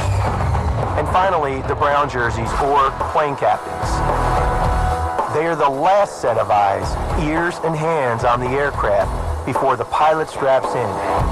And I won't be the only pilot to tell you how important these sailors are to the team. We are the last line of defense, as you say. Number one problem we have, maintenance flying, FOD. You got FOD on our intakes. The most important job we do is make sure our intakes are good and clean, make sure there's no troubles, no loose missing fasteners or anything. Got to make sure all our screws are there, none are loose, none are missing. FOD is a serious threat for any aircraft on a carrier. Loose objects like a stray tool or even the smallest bolt left on the deck could potentially be sucked up into the jet intakes and have devastating consequences. Once a plane captain has checked and cleared the intakes, he must then secure the cockpit. Before y'all get in, we set the cockpit, make sure all the lap belts and everything are set, ready to go, all your switches are in good position. That way when we put power on, y'all get up there, you're ready to go, and get you launched off the deck quick and in a hurry. Totally put my trust in these guys, because once you're going off the front end of the catapult, that's it. The F-14 squadrons here on the Roosevelt have been working together as a team for a long time. Only words like faith, respect, and professionalism can truly describe the attitude they share for one another. Retiring the Tomcat in the coming days will not be easy. Are the troops happy or sad to see the F-14 go? I think everybody's sad to see it go. But from the flight deck guys, they just love it. It's a real fighter. It makes a ton of noise. And you feel like you're making things happen there on the flight deck. So everybody's going to be sad to see it go from top to bottom of this ship and probably in naval aviation as well. So we'll miss it. These squadrons, they wanted to be here on this last deployment with both F-14 squadrons. So we had here VF-31 and VF-213. And they worked extremely hard. And the squadrons did well. They led the air wing in statistics. They had 100% sortie completion rate on deployment on their combat sorties. It's now the final hour for the Tomcats here on the Roosevelt. Several F-14s have already begun heading home. The remaining pilots and their radar intercept officers, or RIOs, must now suit up for their very last catapult carrier takeoff. Commander Kurt Seth is one of the last pilots standing. have any thoughts on the last Tomcat fly-off? No, it's always exciting, leaving the boat, going home, seeing your family. Unfortunately, it's the last time the Tomcat's leaving the jet, or leaving the carrier, and it's pretty bittersweet knowing that it's going to be put to bed. And I've enjoyed flying it all these years, and it's a great aircraft.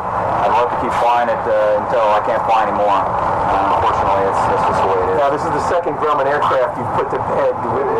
We want to shake that. You may not want to get too close to me, but yeah, I used to fly the A6, and it was tough to get rid of that airplane too. But I've really enjoyed flying the Tomcat as well, and it's very bittersweet when you lose, say goodbye to one airplane and say hello to a new one.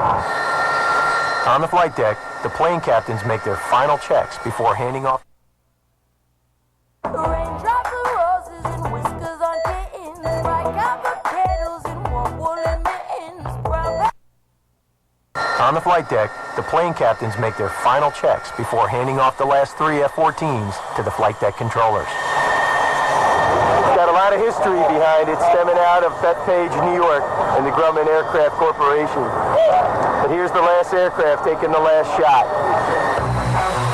With a series of hand signals from the flight crews, 2 of the 3 Tomcats roar down the flight deck and reach a speed of nearly 150 miles an hour in just 2 seconds. Now, the final F-14 taxis into position. Flight controls are checked to ensure they are operating correctly. Everything looks good, so the tower gives the all clear.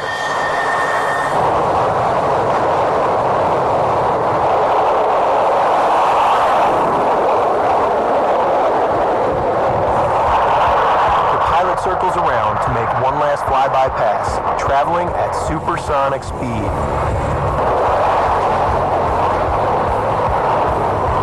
His way of saying farewell to his shipmates before making the short trip back to Naval Air Station Oceana in Virginia. We now return to the special edition of Modern Marvels, the final farewell to the F-14 Tomcat.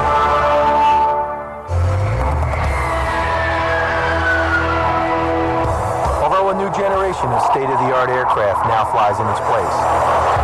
The F-14 will always endure as an aerial marvel in a league of its own. There's nothing like an F-14 when it's doing burner takeoff and things of that nature. It's just still awesome after all these years.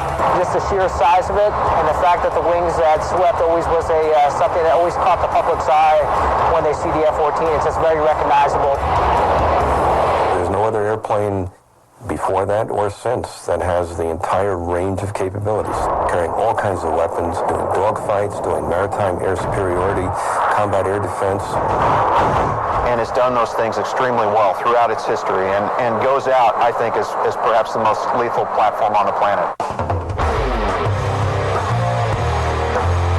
The Tomcat's arsenal can include one 20mm cannon, 4 Sidewinder air-to-air missiles, 6 Sparrow air-to-air missiles, 6 1,000-pound Phoenix missiles, and 4 2,000-pound precision-guided munitions.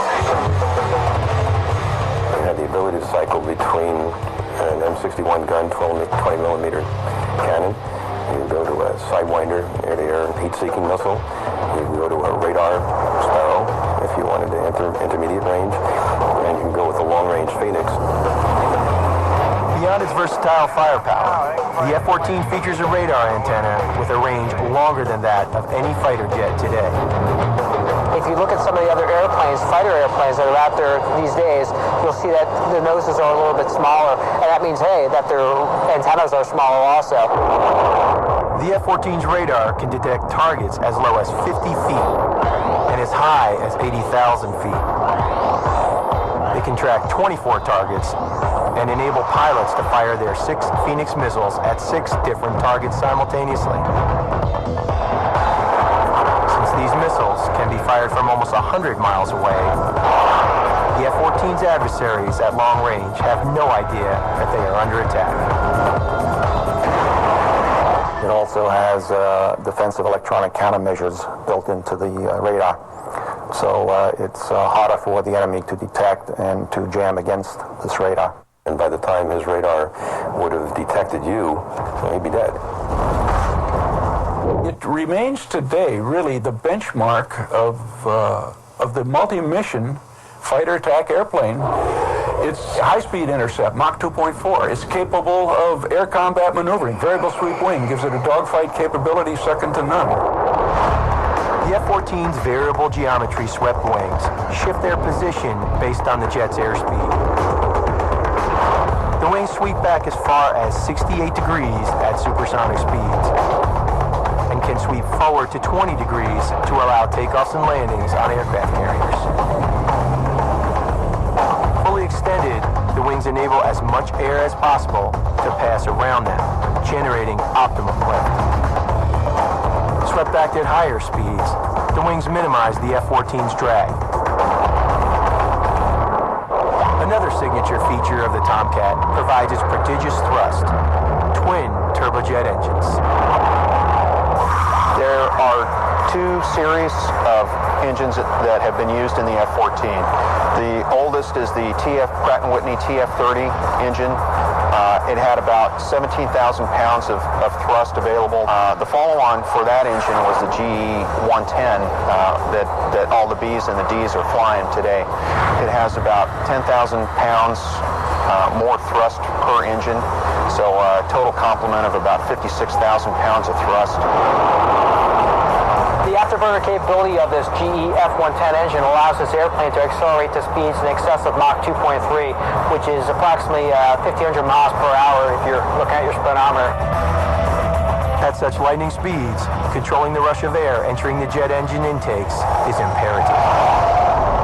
This is one of the intakes for the F-14B that we're looking at here. Since this is a supersonic fighter, we have to kind of slow down the air before it hits the motor. If supersonic air does hit the motor, it'll stall it.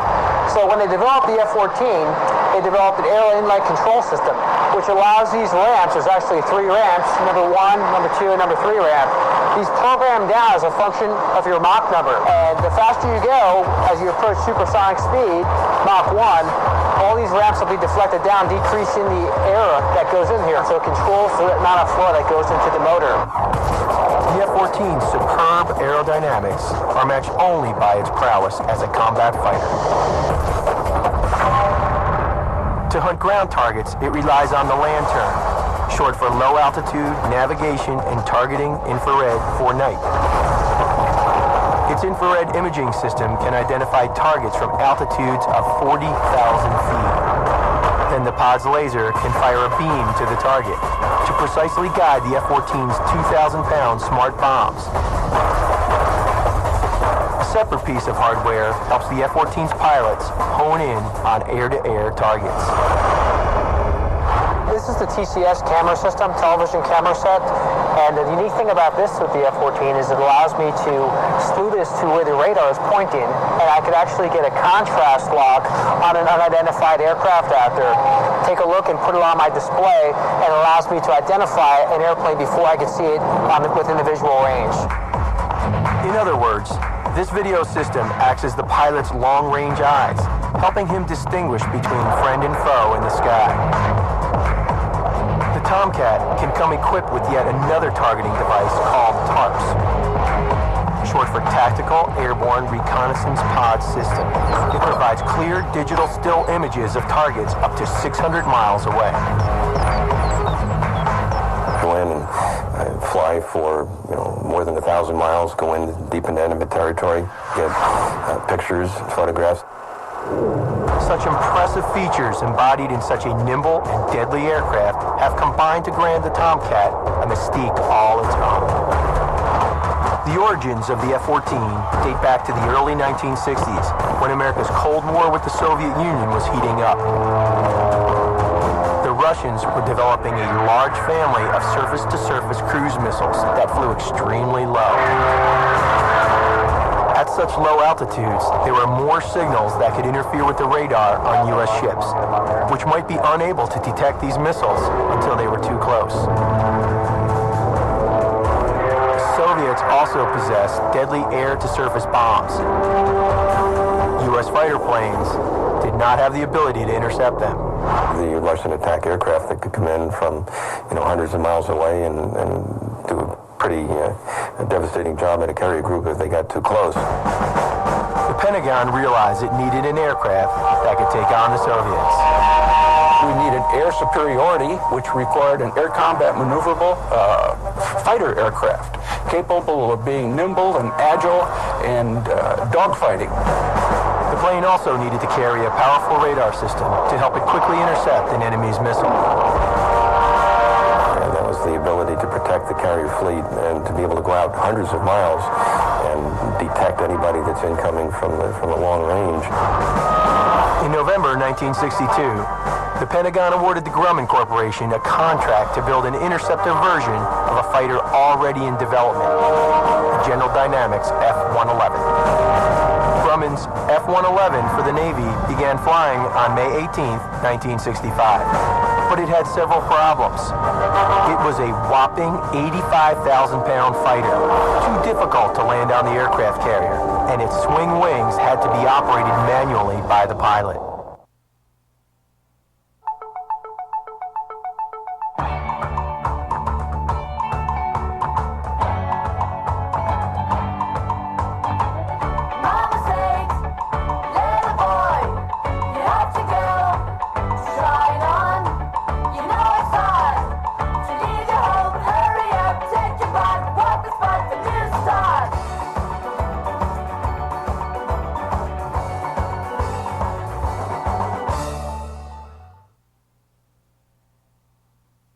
And its swing wings had to be operated manually by the pilot. What the Navy really wanted was a fighter aircraft, and the fighter aircraft that the F-111 represented wasn't a particularly good fighter. It was too big, it carried too much fuel. By 1966, the problematic F-111 had become a time-consuming headache for the Navy.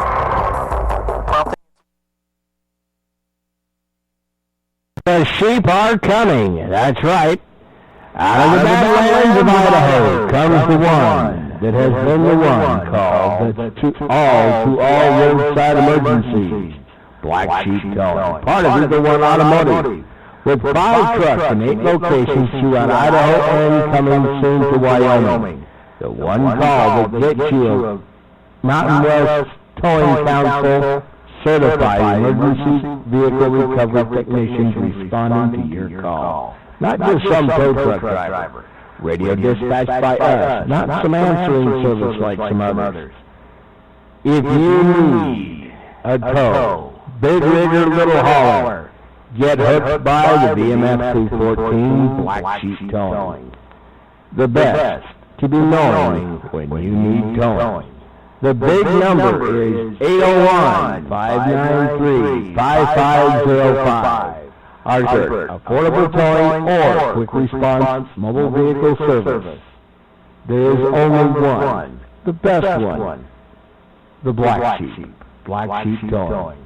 Part of Eagle One Automotive. Eagle One Automotive and Black Sheep Towing are not part of or affiliated with Eagle One Car Care Products. The Black Sheep just loves tows. Yeah.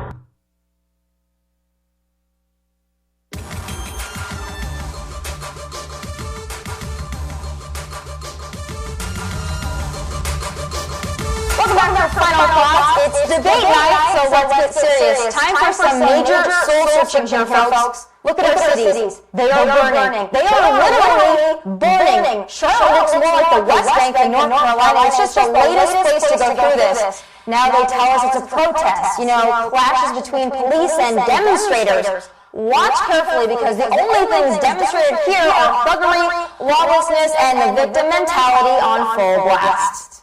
I came out here to support, and they arrested me. In all, 44 people were arrested.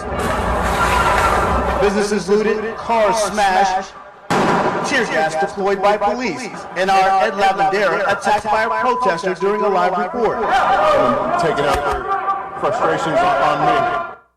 Yeah, that's what it looks like when lawlessness is glorified. That's what it looks like when George Soros pumps $33 million plus into the Black Lives Matter more movement. Yeah, that whole Kaepernick thing is mighty suspicious to me. How is it thousands of college kids were able to get their hands on brand new $100 Kaepernick jerseys in a matter of a couple of weeks? There's big money behind this thing, the movement, I bet anything on it. Chaos and division ushers in the nanny state every damn time. That's what it looks like when the best thing Hillary's got is to call Trump a racist and throw law enforcement under the bus. Tonight is crucial. This election is crucial. Not just for white voters, but for black voters too. What is Trump going to do?